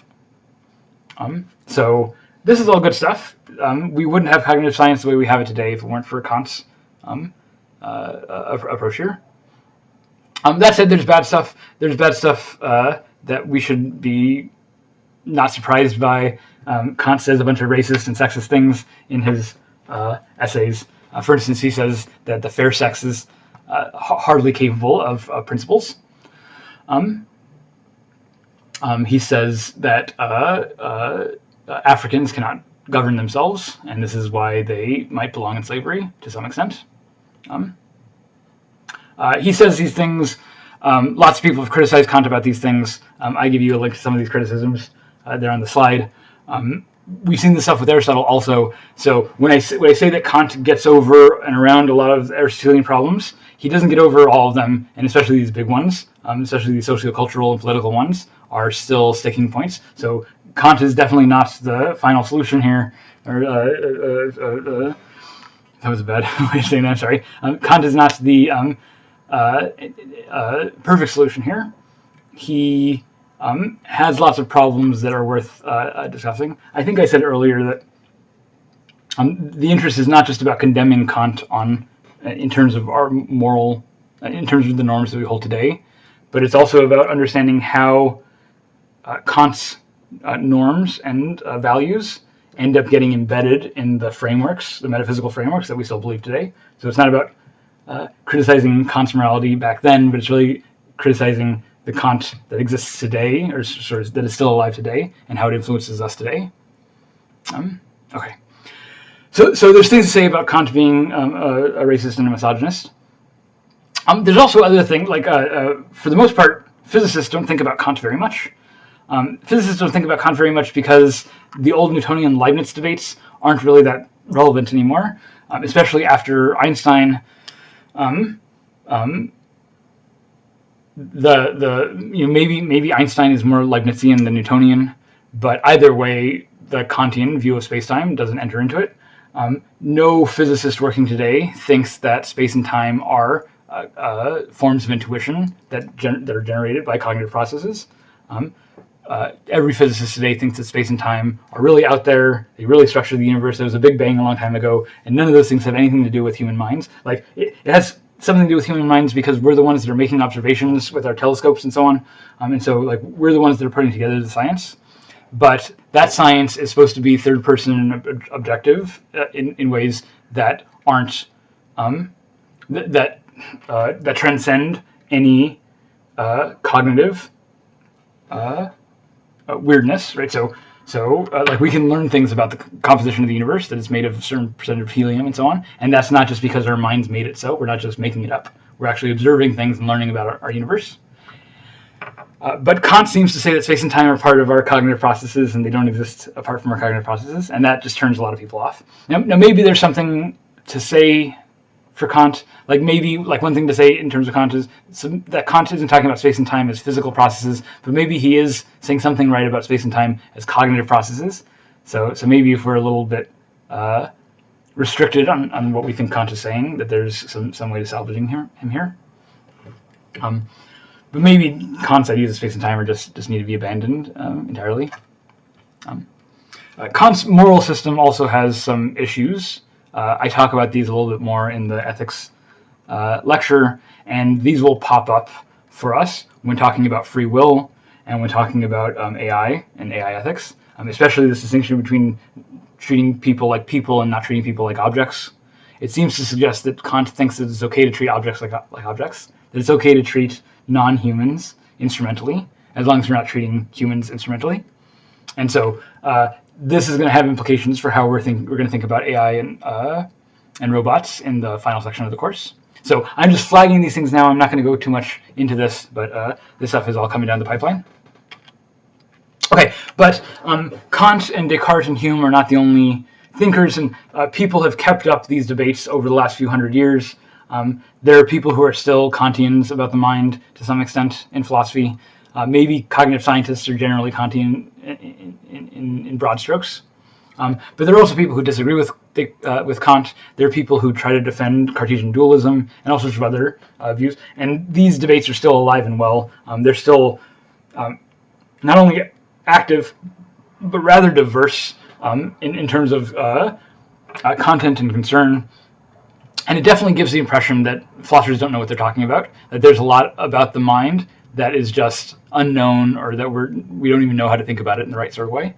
So this stuff is still alive and well. Here are a couple of pictures to sort of illustrate, to some extent, these two pictures, the picture on the left and the picture on the right, to some extent they're the same picture, although they identify a couple of different things. But these are two maybe more modern attempts to discuss the distinction or the relationship between mind and body.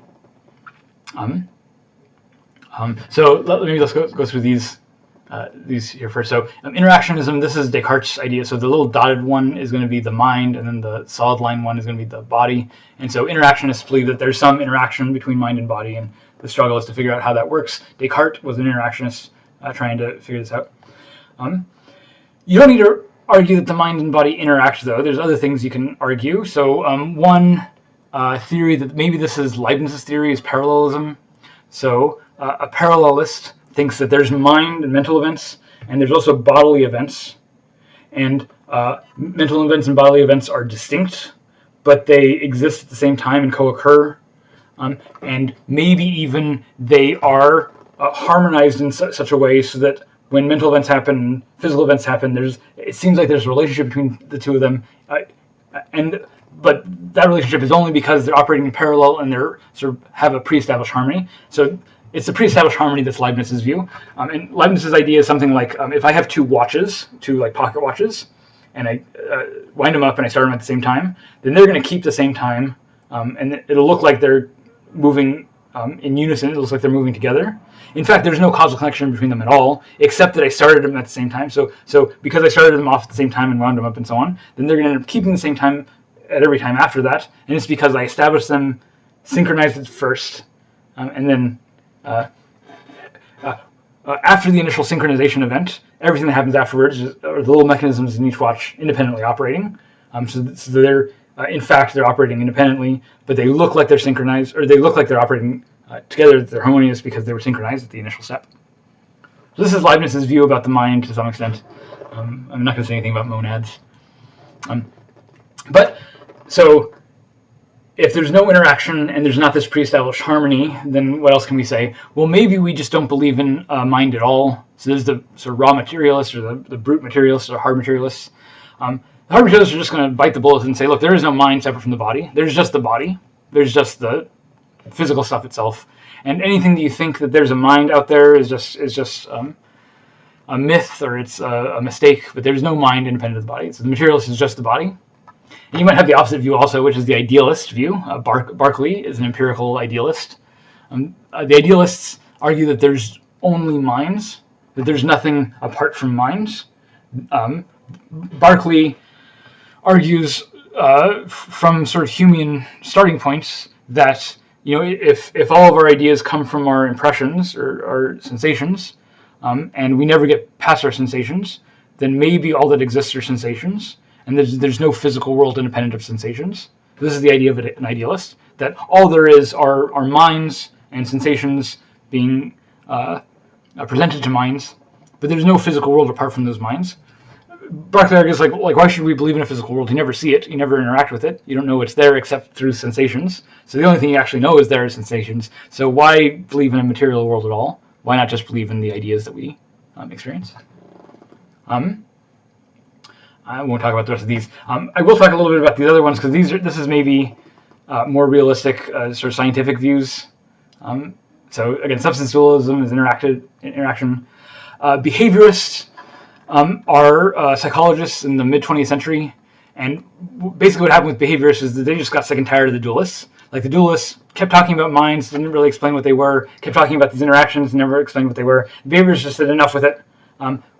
Maybe a mind exists, but we can't really know anything about it because there's too many philosophical confusions. So the behaviorists say, let's just pretend like that the person is a black box. Let's pretend like there's nothing going on inside, and let's instead only look at the input-output relations. So people receive inputs. Maybe there's some mental processing involved. We don't know that, but what we can see is the inputs that we give them and the outputs that result. And so the behaviorists are just interested in this input-output relation, or stimulus and response, without postulating any further mind. You don't have to be a behaviorist, so there's the identity theorists. Identity theorists say that the mind just is identical with the brain, that the mind just is the brain. But then there's weird things to have to work out. Like there seems to be thoughts in my mind, like I'm imagining right now a blue sky. But if you look at my brain, there's no blue things there. But in my mind, I'm imagining, like I can see the blue image in my mind. But you don't see any blue images in the brain. So there has to be some difference between the brain and the mind. And then the question is, how do you actually sort that out? This is one reason why the behaviorists are like, no, just stop worrying about minds. Let's just talk about what we can see. Another kind of view is the functionalist view. This has supervenience, and maybe that's not exactly what functionalists believe. I think the better example of functionalism is from the better image to give for a functionalist view is from the systems theory, so this view right here. So the functionalists believe that there's some organizing mechanisms that give rise to higher order experiences. Maybe this is a supervenient relationship, or maybe not. This is a debate over what counts as emergence, or how does emergent properties happen. But the idea for the functionalists is that there's the brain mechanisms, and then these somehow give rise to mental events. And so explaining that giving rise to is part of the challenge of functionalism, maybe a challenge of an emergent theory. One version of this you can see in the other chart, it's not in this one, is epiphenomenalism. Epiphenomenalists believe that there are conscious experiences, and the conscious experiences arise from from physical events, so the physical events cause mental events. But the epiphenomenalists believe that mental events cannot cause physical events, so that like somehow the physical events, like the way I think about it, this doesn't really work, but I think about it as a spark. So that like if I have a fire, and the fire might shoot out sparks, but the sparks don't create more fire. This is sort of the idea, that the sparks sort of leave the fire but don't create more fire. And this doesn't actually work. A spark really can create fire. So there's this possibility for interaction or causation going both directions. But the epiphenomenalist is going to say that no, the mind is just an emergent phenomena where the emergence only goes in one direction. That brains or bodies cause minds, but minds don't cause brains or bodies. Again, all of that seems silly. Maybe the behaviorists say just pretend there is no mind. The eliminatists are the real hardcore materialists and insist that there really is no mind. Not just that we're going to pretend as if there's no mind, but just that there is no mind. I will later, when we get to the free will section, I will give a defense of functionalist and eliminativist views. And maybe alongside those views, the attentional stance views, Dennis views. And we'll also talk about extended theory and embodied cognition. You can see the systems theoretic perspective already there in the embodied cognition with these feedback loops. But I want to give the good views, functionalism, eliminativism, embodied cognition. I want to give those a little bit later. What I want to do right now is talk about, and this is the last little unit of the lecture. I've already gone too long, but is talk about how people today are talking about consciousness. So consciousness is still a big research issue. It wasn't so much in the mid-20th century when the behaviors were really popular, but towards the late 20th century, in the 90s or so, consciousness started becoming a popular topic of discussion again. There were a lot of important papers written about consciousness, and it sort of shapes a lot of the modern debate. And so I want to talk a little bit about how modern thinkers, modern philosophers talk and think about consciousness, a little bit how it appears in neuroscience, but not too much. But the important point for thinking about consciousness is that we're not talking about consciousness in all respects. So we use the term consciousness in lots of ways. And sometimes I use conscious. Let me actually, before I say anything more about consciousness, this is consciousness, S-C-I-O-U-S. There's also a conscience. Conscience is spelled C-O-N-S-C-I-E-N-C-E. It's spelled conscience. Conscience. So let your conscience be your guide. Conscience, conscience is about morality. It's about what you know is the right thing to do. So in the movie, in the animated film Pinocchio, Pinocchio's conscience is Jiminy Cricket. Jiminy Cricket's the little conscience, or like in the cartoons where there's like the devil and the angel sitting on your shoulders.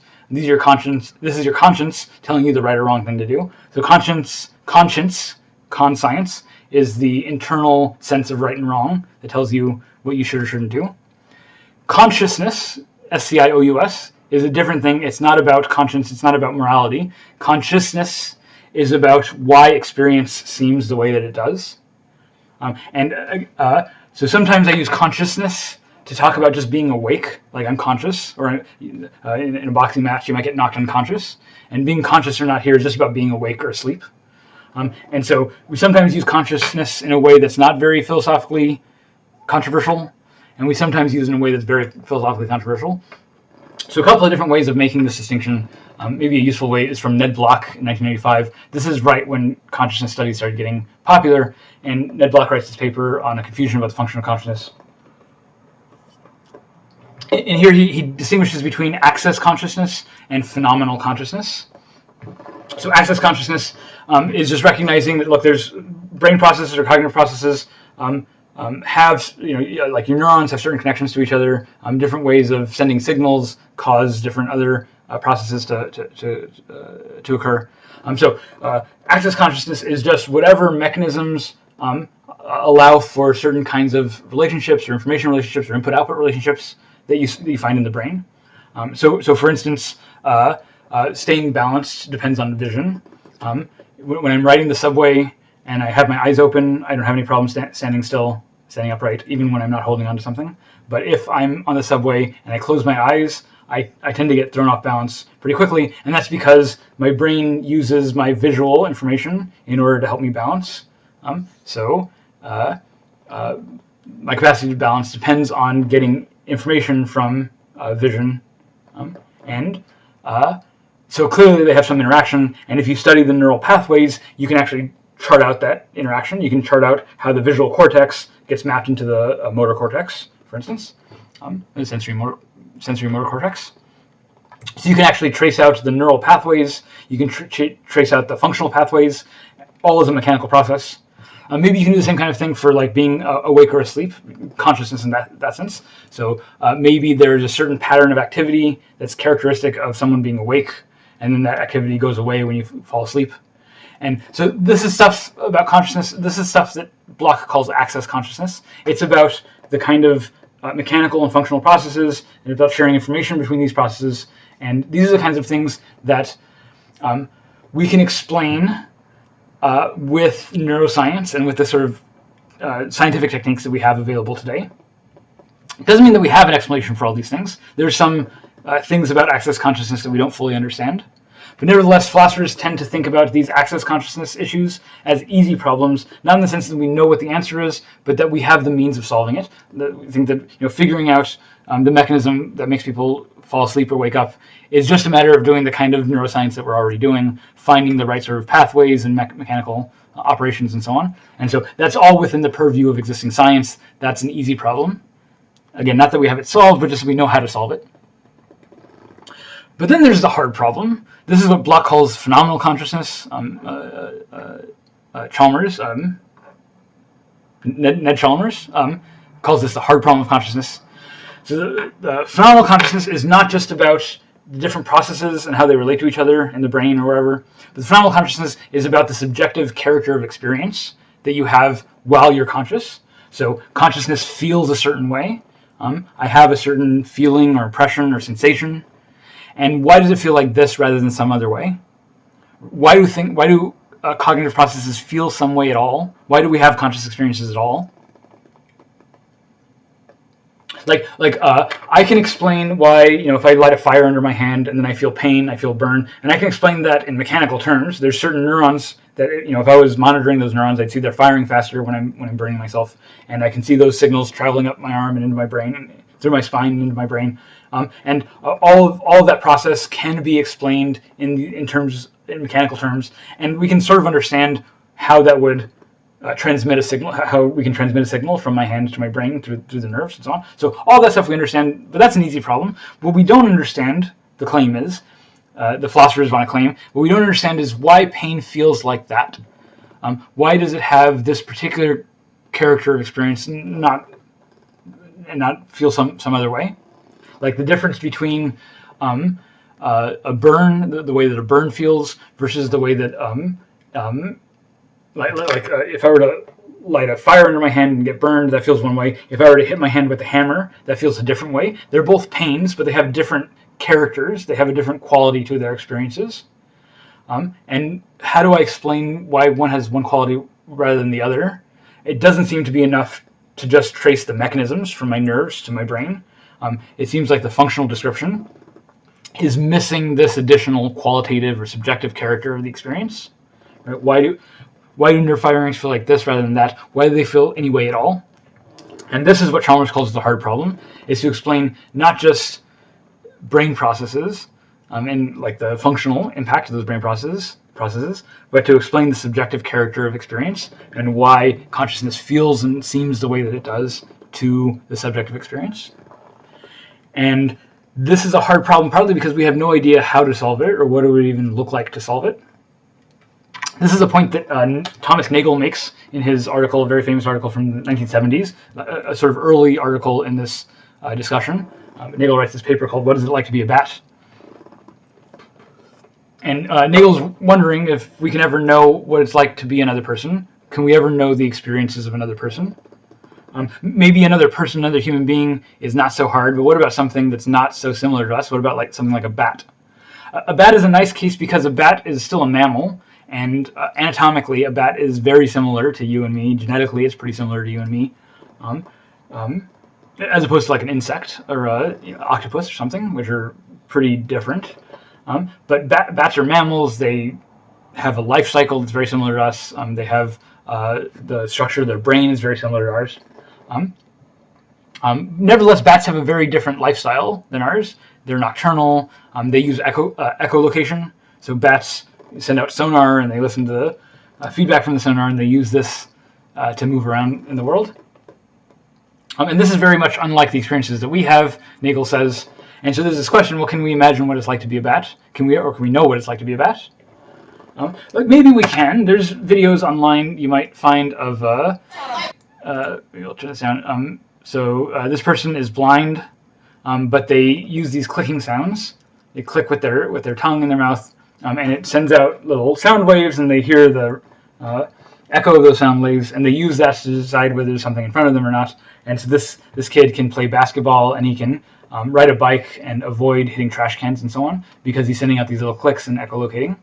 And you might think, well, this is really cool. This is somewhat like what a bat does. Bats echolocate using these little clicks, and this person's using little clicks, also using sound in order to cognize their world.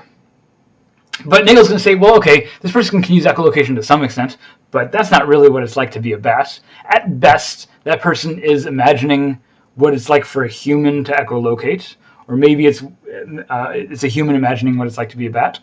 But bats are not humans imagining what it's like to be a bat. Bats are bats.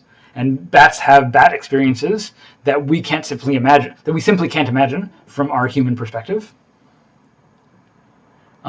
So Nagel says we just can't know what it's like to be a bat, or we don't know what it's like to be a bat. And why can't we know this? So what Nagel says is that there's a subjective character to our conscious experiences, and the tools that we have for explaining things don't allow us to talk about subjective characters. So the way that Nagel argues this is that the tools we have for explanation are science, but science is an objective process. Science's job is to construct an objective and impersonal world, a third-person perspective on the world. The idea is that a scientific truth is going to be the same no matter who you are. So there's nothing personal or subjective about science or scientific truths. There's something personal and subjective about the people who engage in science, but what they produce, the explanations they produce, are supposed to be neutral. They're supposed to be third-personal. Nagel says that the view of science, or the perspective of science, is the view from nowhere, that it's not the view from somewhere. And so science, Nagel says, just doesn't have the resources to explain something that's inherently and intrinsically subjective, that the characteristic feature of consciousness is that it's subjective and personal, that it's not objective and impersonal.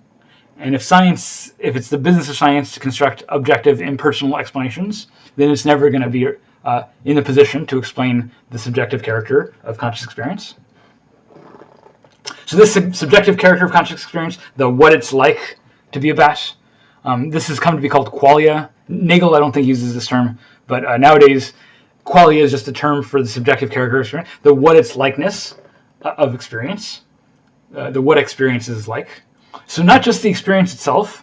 The experience itself presumably has some neurological or physical basis, mechanical, functional basis.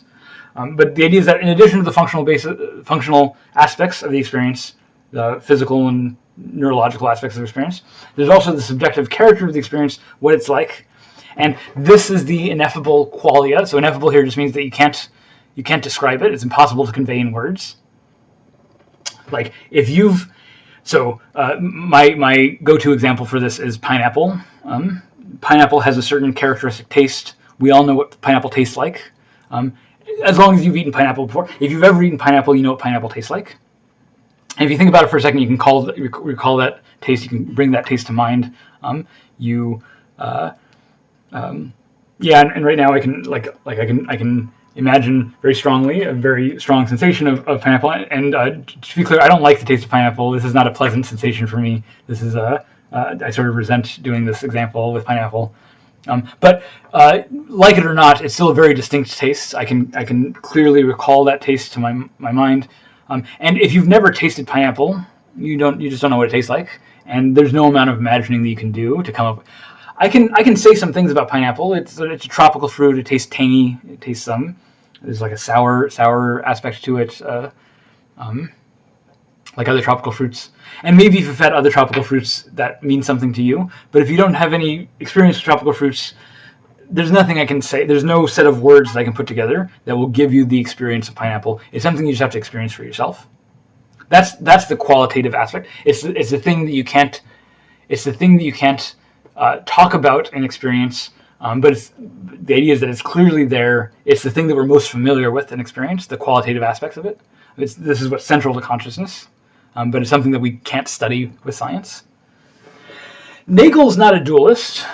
He's not necessarily a materialist either. His claim in the paper is just that we don't know what it would take for science to be able to describe subjective qualitative states. All the science that we have now is objective and impersonal. We don't have a subjective science. Maybe it's possible that some science in the future comes up with the subjective theory that's able to talk about consciousness, but we don't have that now, and we don't even know what it looks like. Nagel's saying this in 1974, and a lot of people still agree with him that we don't have the proper framework for describing qualitative experiences that people have. This is not part of the scientific enterprise, at least as it's constituted now.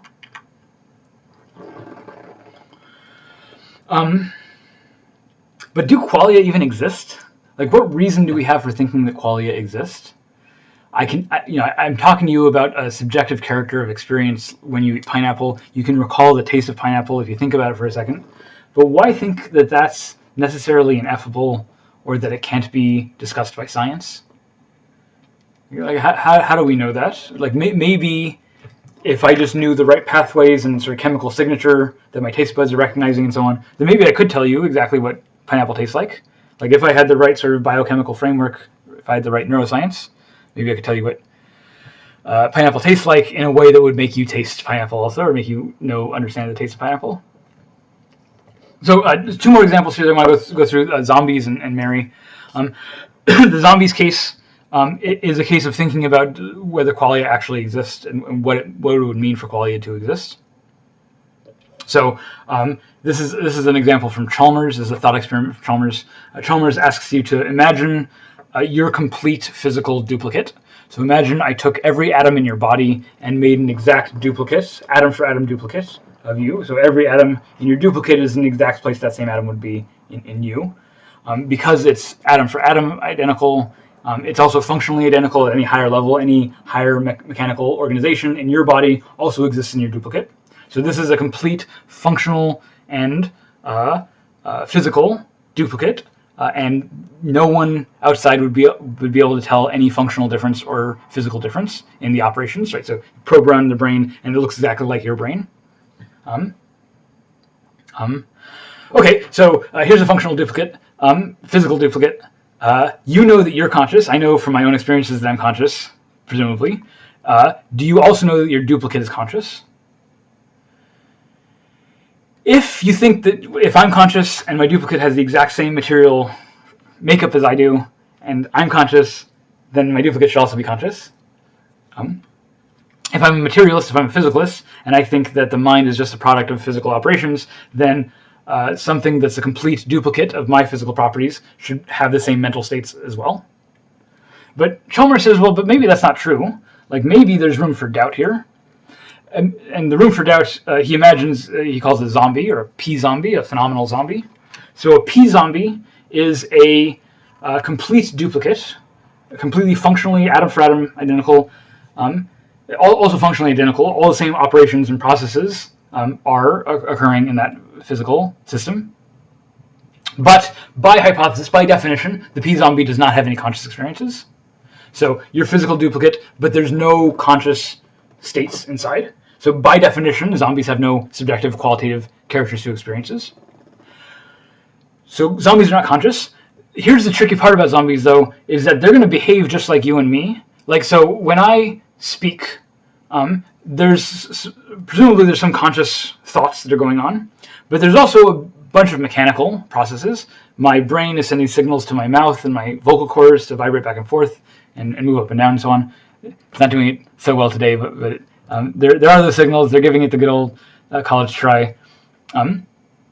And if those signals would make my vocal cords flap together and make me speak the way that I'm speaking now, those same mechanical functional parts are in the zombie. And so the zombie is going to have the same kind of functional responses that I have. In other words, when I hit my hand with the hammer, I feel pain and I say, ow. And I go, don't hit me with the hammer. The zombie doesn't feel anything. The zombie has no conscious experiences. But when I hit the zombie with the hammer, the mechanical signal gets sent up the zombie's arm into the zombie's brain. The same neurological processes run in the zombie's brain, and that causes the zombie to pull their hand back, and the zombie says, ow, you hurt me. In other words, the zombie has the exact same functional response to that stimulus as I do, right? Because all the mechanisms are the same. So the zombie behaves exactly like I do to the same stimulus.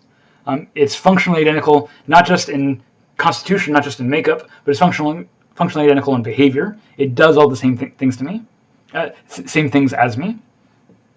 But by hypothesis, the zombie is not conscious. So now when we're imagining a zombie, we're imagining someone who acts just like a normal person, acts just like me. In fact, you couldn't tell right now if I was a zombie or not. And you might think, well, look, I'm saying a bunch of stuff. Some of it sounds intelligent. Sometimes it seems active and responsive to the environment.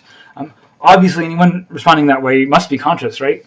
Well, but by hypothesis, the zombie is not conscious. The zombie has no experiences. So the zombie doesn't feel pain, even though they pull back their hand, even though they say it hurts. The zombie might start crying, but the idea is that the zombie has no actual conscious experiences. But everything else about the zombie is the same. So you can ask the zombie, "Do you have conscious experiences?" And the zombie presumably is going to respond the same way that I do. Namely, the zombie is going to say, "Yes, I do have conscious experiences. Yes, it feels a certain way to hit me with a hammer. Please don't hit me with the hammer again because it hurts and I don't want to feel the pain." The zombie will say all of these things because that's the same functional response that I have. So the zombie is going to respond exactly functionally as I do. It's going to respond in ways that seem from the outside to be in pain. But by hypothesis, the zombie does not feel pain. So the question that Chalmers has is, does this make any sense? Is it actually possible to have a physical duplicate that doesn't have the same conscious states? Or does every physical duplicate, is it also a mental duplicate? Right, so this is just the question, are the mind and body tied together in the right sort of way? Or can you divorce the mind from the body, the way that Descartes might have thought? So you might think that no, zombies aren't possible. It's actually, it doesn't make any sense. Once you have all the functional stuff set up, right? Once you have the nerve fibers firing on the zombie's arm, and once you have the neural activity in the zombie's brain, and once you have the response, like saying "ow" and "don't hit me," from the zombie's mouth, like that's clear evidence of pain. You can't be doing all that stuff in the right sort of way, like consistently over time. You can't be doing all that stuff without feeling pain. Feeling pain just is going through all those functional processes. So if you have an exact duplicate, then it would also be conscious. Right? So this is the view that zombies aren't possible. The zombies don't. They're not possible. And some people have even gone so far as to say that zombies are conceptually incoherent. That it doesn't make any sense to imagine someone who's functionally identical but not conscious. Functionally identical with a conscious creature but not themselves conscious. But Chalmers thinks that the conceptual coherence is pretty obvious. Like, we can imagine a zombie being, maybe zombies don't actually exist, but we can imagine them. And if we can imagine them, then there's a possibility that that zombies exist, even though we can't tell from the functional characteristics. Right. So this just opens up another problem of other minds. Like Descartes himself worries about the problem of other minds. Descartes worries about the minds of animals. Descartes thinks the entire world is mechanical, and Descartes thinks that animals are little machines and that they don't have internal minds. But Descartes thinks that we have minds, and not only do I know that I have a mind, but Descartes thinks that I'm also pretty sure that you have a mind, and I know that you have a mind because of the way that because of the sophisticated things that you do. Specifically, you do things like talk. Like the fact that you can use language is not something Descartes thinks that a simple machine can do.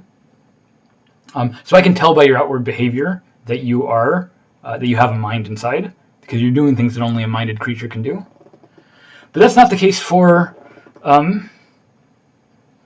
zombies, right? So if zombies are possible, then it's possible for something to act exactly like a conscious creature, and there'd be no way of telling that it's not conscious.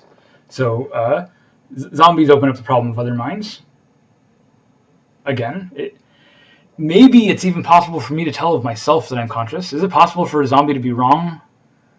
Like, can I know that I am myself a zombie or not? Well, it seems to me like I'm conscious, but that's, of course, exactly what a zombie would say if they're the exact duplicate of a conscious creature. The zombies' discussion of their own internal states will look exactly like the way that a conscious creature describes their own internal states. It's just the zombie is saying things that are false, and the conscious creature is presumably saying things that are true. But then maybe I'm not conscious, and maybe I'm just saying things because of my functional character, and it seems right to me because of the functional character, but that doesn't mean that it's actually true. So these are the kinds of worries that come up with zombies. There's a lot of back and forth about the zombies. There's one more example I want to give, though, before I end the consciousness talk. And this is the example of Mary, the color scientist. So this is another contemporary example. This is from Frank Jackson. And this is supposed to be an argument that consciousness must not be physical. Consciousness must be non-physical. It can't be physical. So here's how the argument works. So we're supposed to imagine Mary as being a world-class neuroscientist, most famous scientist in her field, and she specializes in color vision. So her specialty is understanding the processes by which we see color. So Mary understands everything about the neuroscience of brains, the optics of your retina, the optics of light waves generally, all the things about how your retina sends signals to your brain and how the visual cortex processes this information. And she knows all of this science.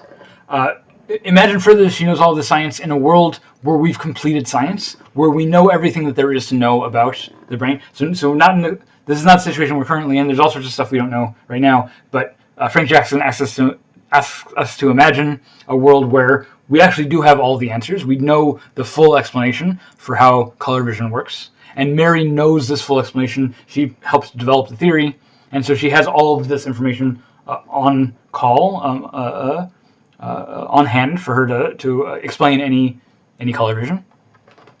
So not only does she know the biology and the neuroanatomy and so on, and neuroscience of color vision, but Mary also knows all of the cultural facts about color vision. So she knows that red is the color of anger and passion and love, that red is the color that shows up a lot on Valentine's Day and maybe Christmas. So she knows all these sort of cultural connotations of red. She's learned all these things. So Mary knows everything physical that there is to know about red and everything cultural that you can be taught that there is to know about red. Mary knows everything that there is to know about red as a physical process, physical and cultural process. But here's the trick. Here's the rub. That Mary herself has never seen color. In particular, she's never seen the color red. Mary has spent her entire life in a colorless room, wearing color subtracting goggles so that everything appears to her in black and white and various shades of gray. And she's lived this way for her entire life. So she has never seen a color. No colored wavelengths of light have gone into her retina and been processed by her brain. She's lived this way for her entire life. She's still a world-renowned scientist, and she still knows all of the scientific facts, but she learned all of that stuff studying in her room, conducting experiments in her room, and so on.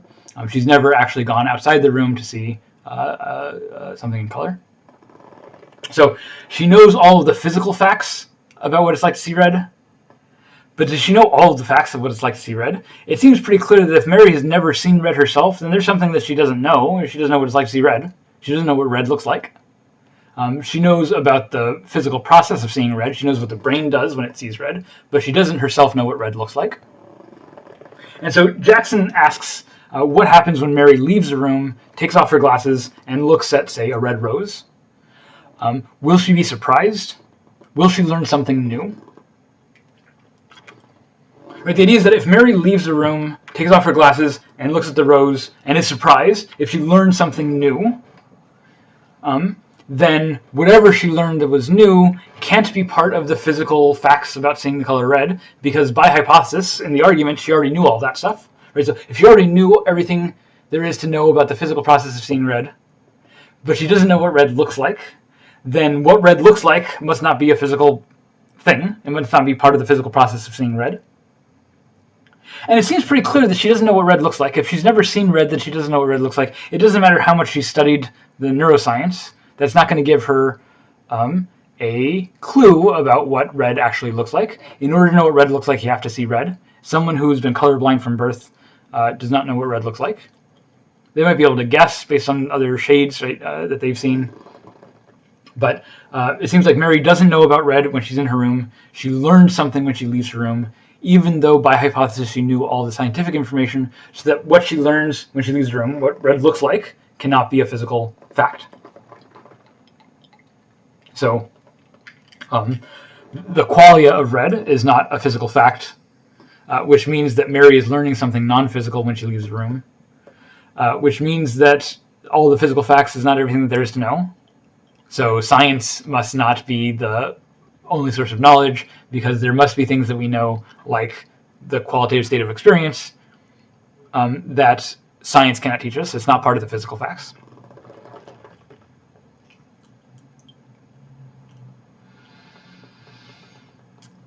So this is a pretty quick argument, and there's lots of things to worry about here.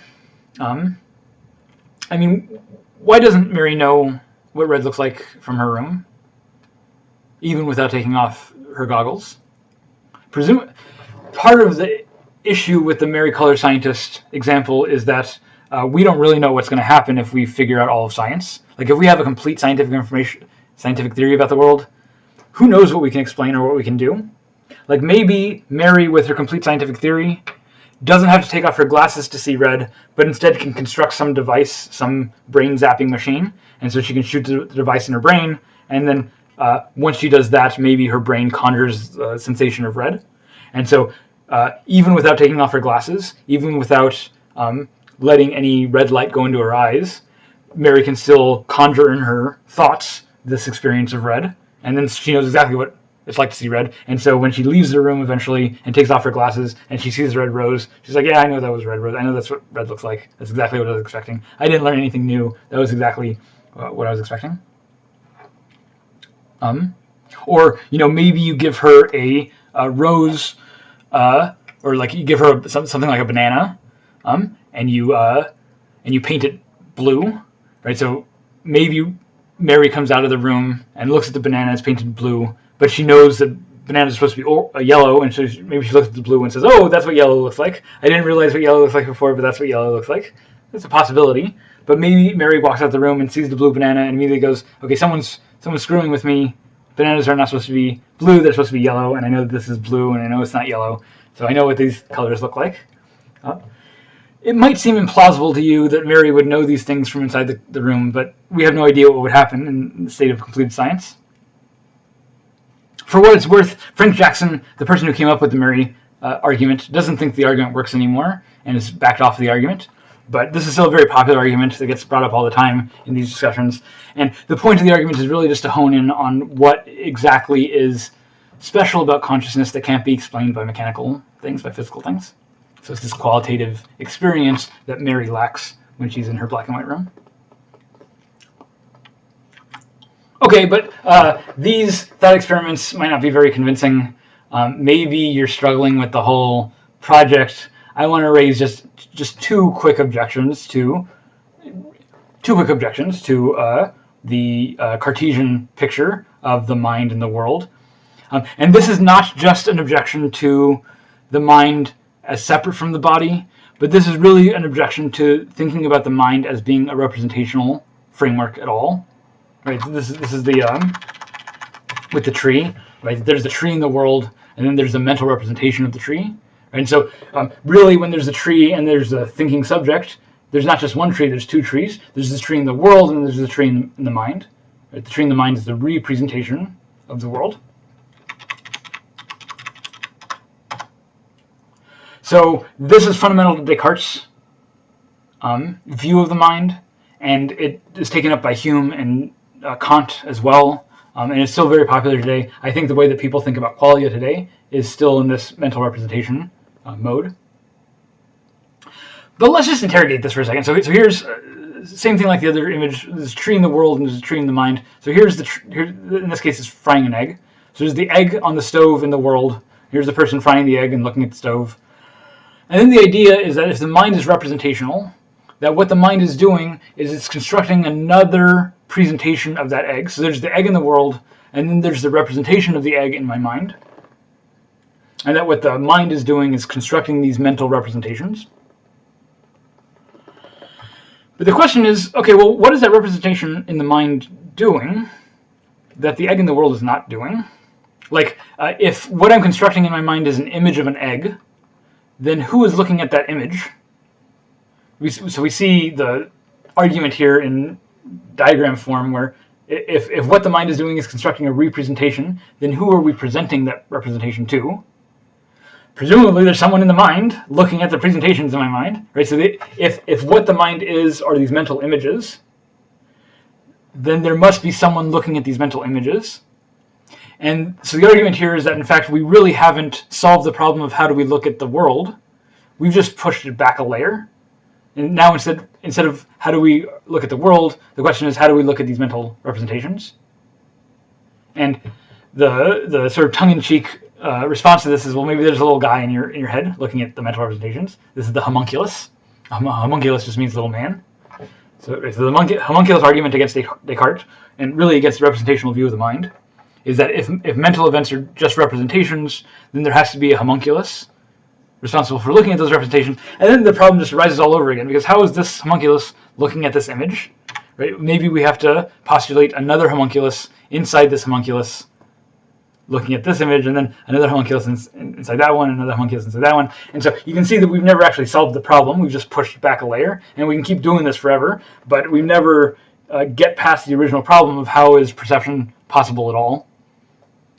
So if Descartes' solution to the problem of perception is just to postulate a mediating representation, the idea is that doesn't really solve the problem. That just pushes it back a layer.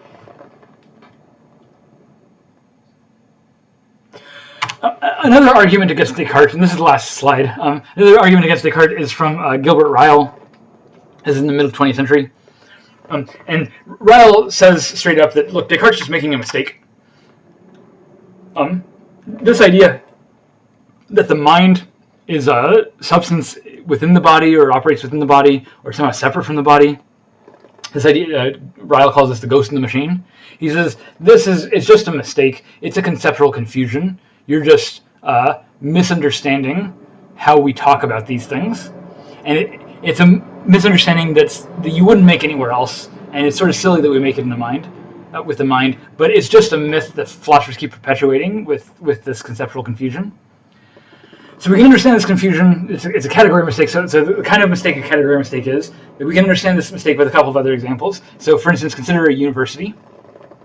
Imagine I was showing you a university, like you're a student who's thinking of coming to NJIT, and so you're on a tour of the university of NJIT. And so I'm walking around. Well, I guess NJIT is not a university. Let me just use a university. So I'm walking around the university and I'm showing you the things. So here's the lecture hall, and here's the lunchroom, and that's where the faculty meet, and that's those are the research labs. And I'm walking and showing you all this stuff. There's the administration, and so on. So I'm showing you all this stuff in the university. And then when we're done with the day, you're like, okay, but where's the university? I mean, you showed me the buildings. Sorry. Sorry. The student says, Okay. So I saw all that stuff. But where's the university? You showed me the buildings. You showed me the students and the staff and the faculty. But you never showed me the university. And this sounds silly. Ryle's going to say, this is just a category mistake. You're mistaking the university for being something other than just this collection of stuff. But what the university is just that stuff. It's the buildings and the students and the teachers and how they all interact with each other. And that's exactly what I showed you as I walked you around the university. So the university isn't something over and above this stuff. It's just this stuff and how it interacts, the relationships between them. So Ryle gives 3 examples, same sort of example. The second example he gives is of a division. So he's imagining a kid watching a parade, and a division is supposed to be marching by in this parade. And the kid sees the soldiers, sees them operating as units, maybe sees their guns, and maybe a tank goes by or whatever. But then when the parade is over, the kid asks, okay, well, so I saw the soldiers and I saw their guns and the tank. Where's the division? Again, the division is not something over and above that stuff. That stuff just is the division properly arranged. Like the division is just an organized arrangement of that stuff. And so once you see that organized arrangement walk by, you've seen the thing. The thing isn't something over and above that organized arrangement. Finally, team spirit. So this is maybe a little bit of a more difficult example, but Ryle is imagining that you're at like a football game and you see the crowd cheering and the cheerleaders cheering and the band playing and the athletes, giving it their all and so on. You see the whole game end, and then you ask afterwards, well, I saw all of that stuff, but I didn't see the team spirit. So team spirit, Ryle argues, is not something over and above the players and the cheerleaders and the fans and all of them sort of being enthusiastic. What team spirit is just the enthusiasm of these different parts all acting together in this particular way. So when you have all those parts acting together in that particular way, you just have team spirit. Team spirit is not some ghost in the machine that needs to be explained by some alternative means. Once you've explained, the players' motivation and the cheering from the cheerleaders and the band and so on, and once you've explained all that stuff, you've explained the team spirit. There's nothing else to explain. So when Ryle says that thinking that there's something left to explain is a category mistake, it's mistaking the explanation of the parts for mistaking an explanation of the whole for an explanation of the parts. That thinking that there's something left out once you've explained all the parts because you haven't explained the whole. No, Ryle says, no, you've already explained the whole. You've already explained the university by looking at all the buildings and students and so on. We wouldn't make this mistake for lots of things, but for some reason we keep making this mistake with the mind. Ryle says, my destructive purpose is to show that a family of radical category mistakes is the source of this double life theory. The representation of a person as a ghost, mysteriously ensconced in a machine, derives from this argument. Because it's true, a person's thinking, feeling, and purpose of doing cannot be described solely in the idioms of physics, chemistry, and physiology. Therefore, they must be described in counterpart idioms. As the human body is a complex organized unit, so must the human mind be another complex organized unit, the one made of different sort of stuff with a different sort of structure. Or again, the human body, like any other particle of matter, is a field of cause and effects, and so the mind must also be another field of cause and effects, though not, heaven be praised, mechanical causes and effects.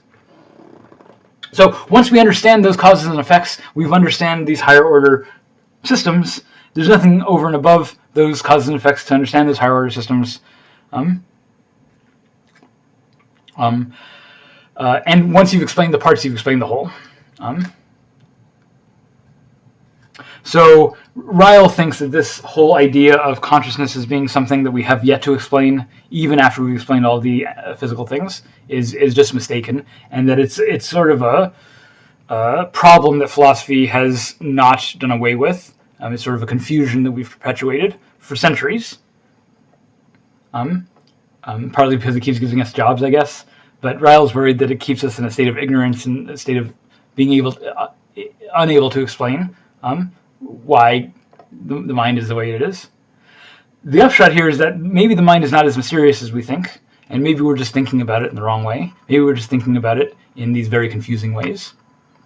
You might think that the mind or the soul is a kind of epicycle that we're postulating because that's the best way we can figure to work all the evidence together, but that if we just came up with a better theory, that all of these epicycles would go away, that you don't need to talk about the mind anymore, You don't need to talk about consciousness anymore once you understand the actual dynamics underlying the system.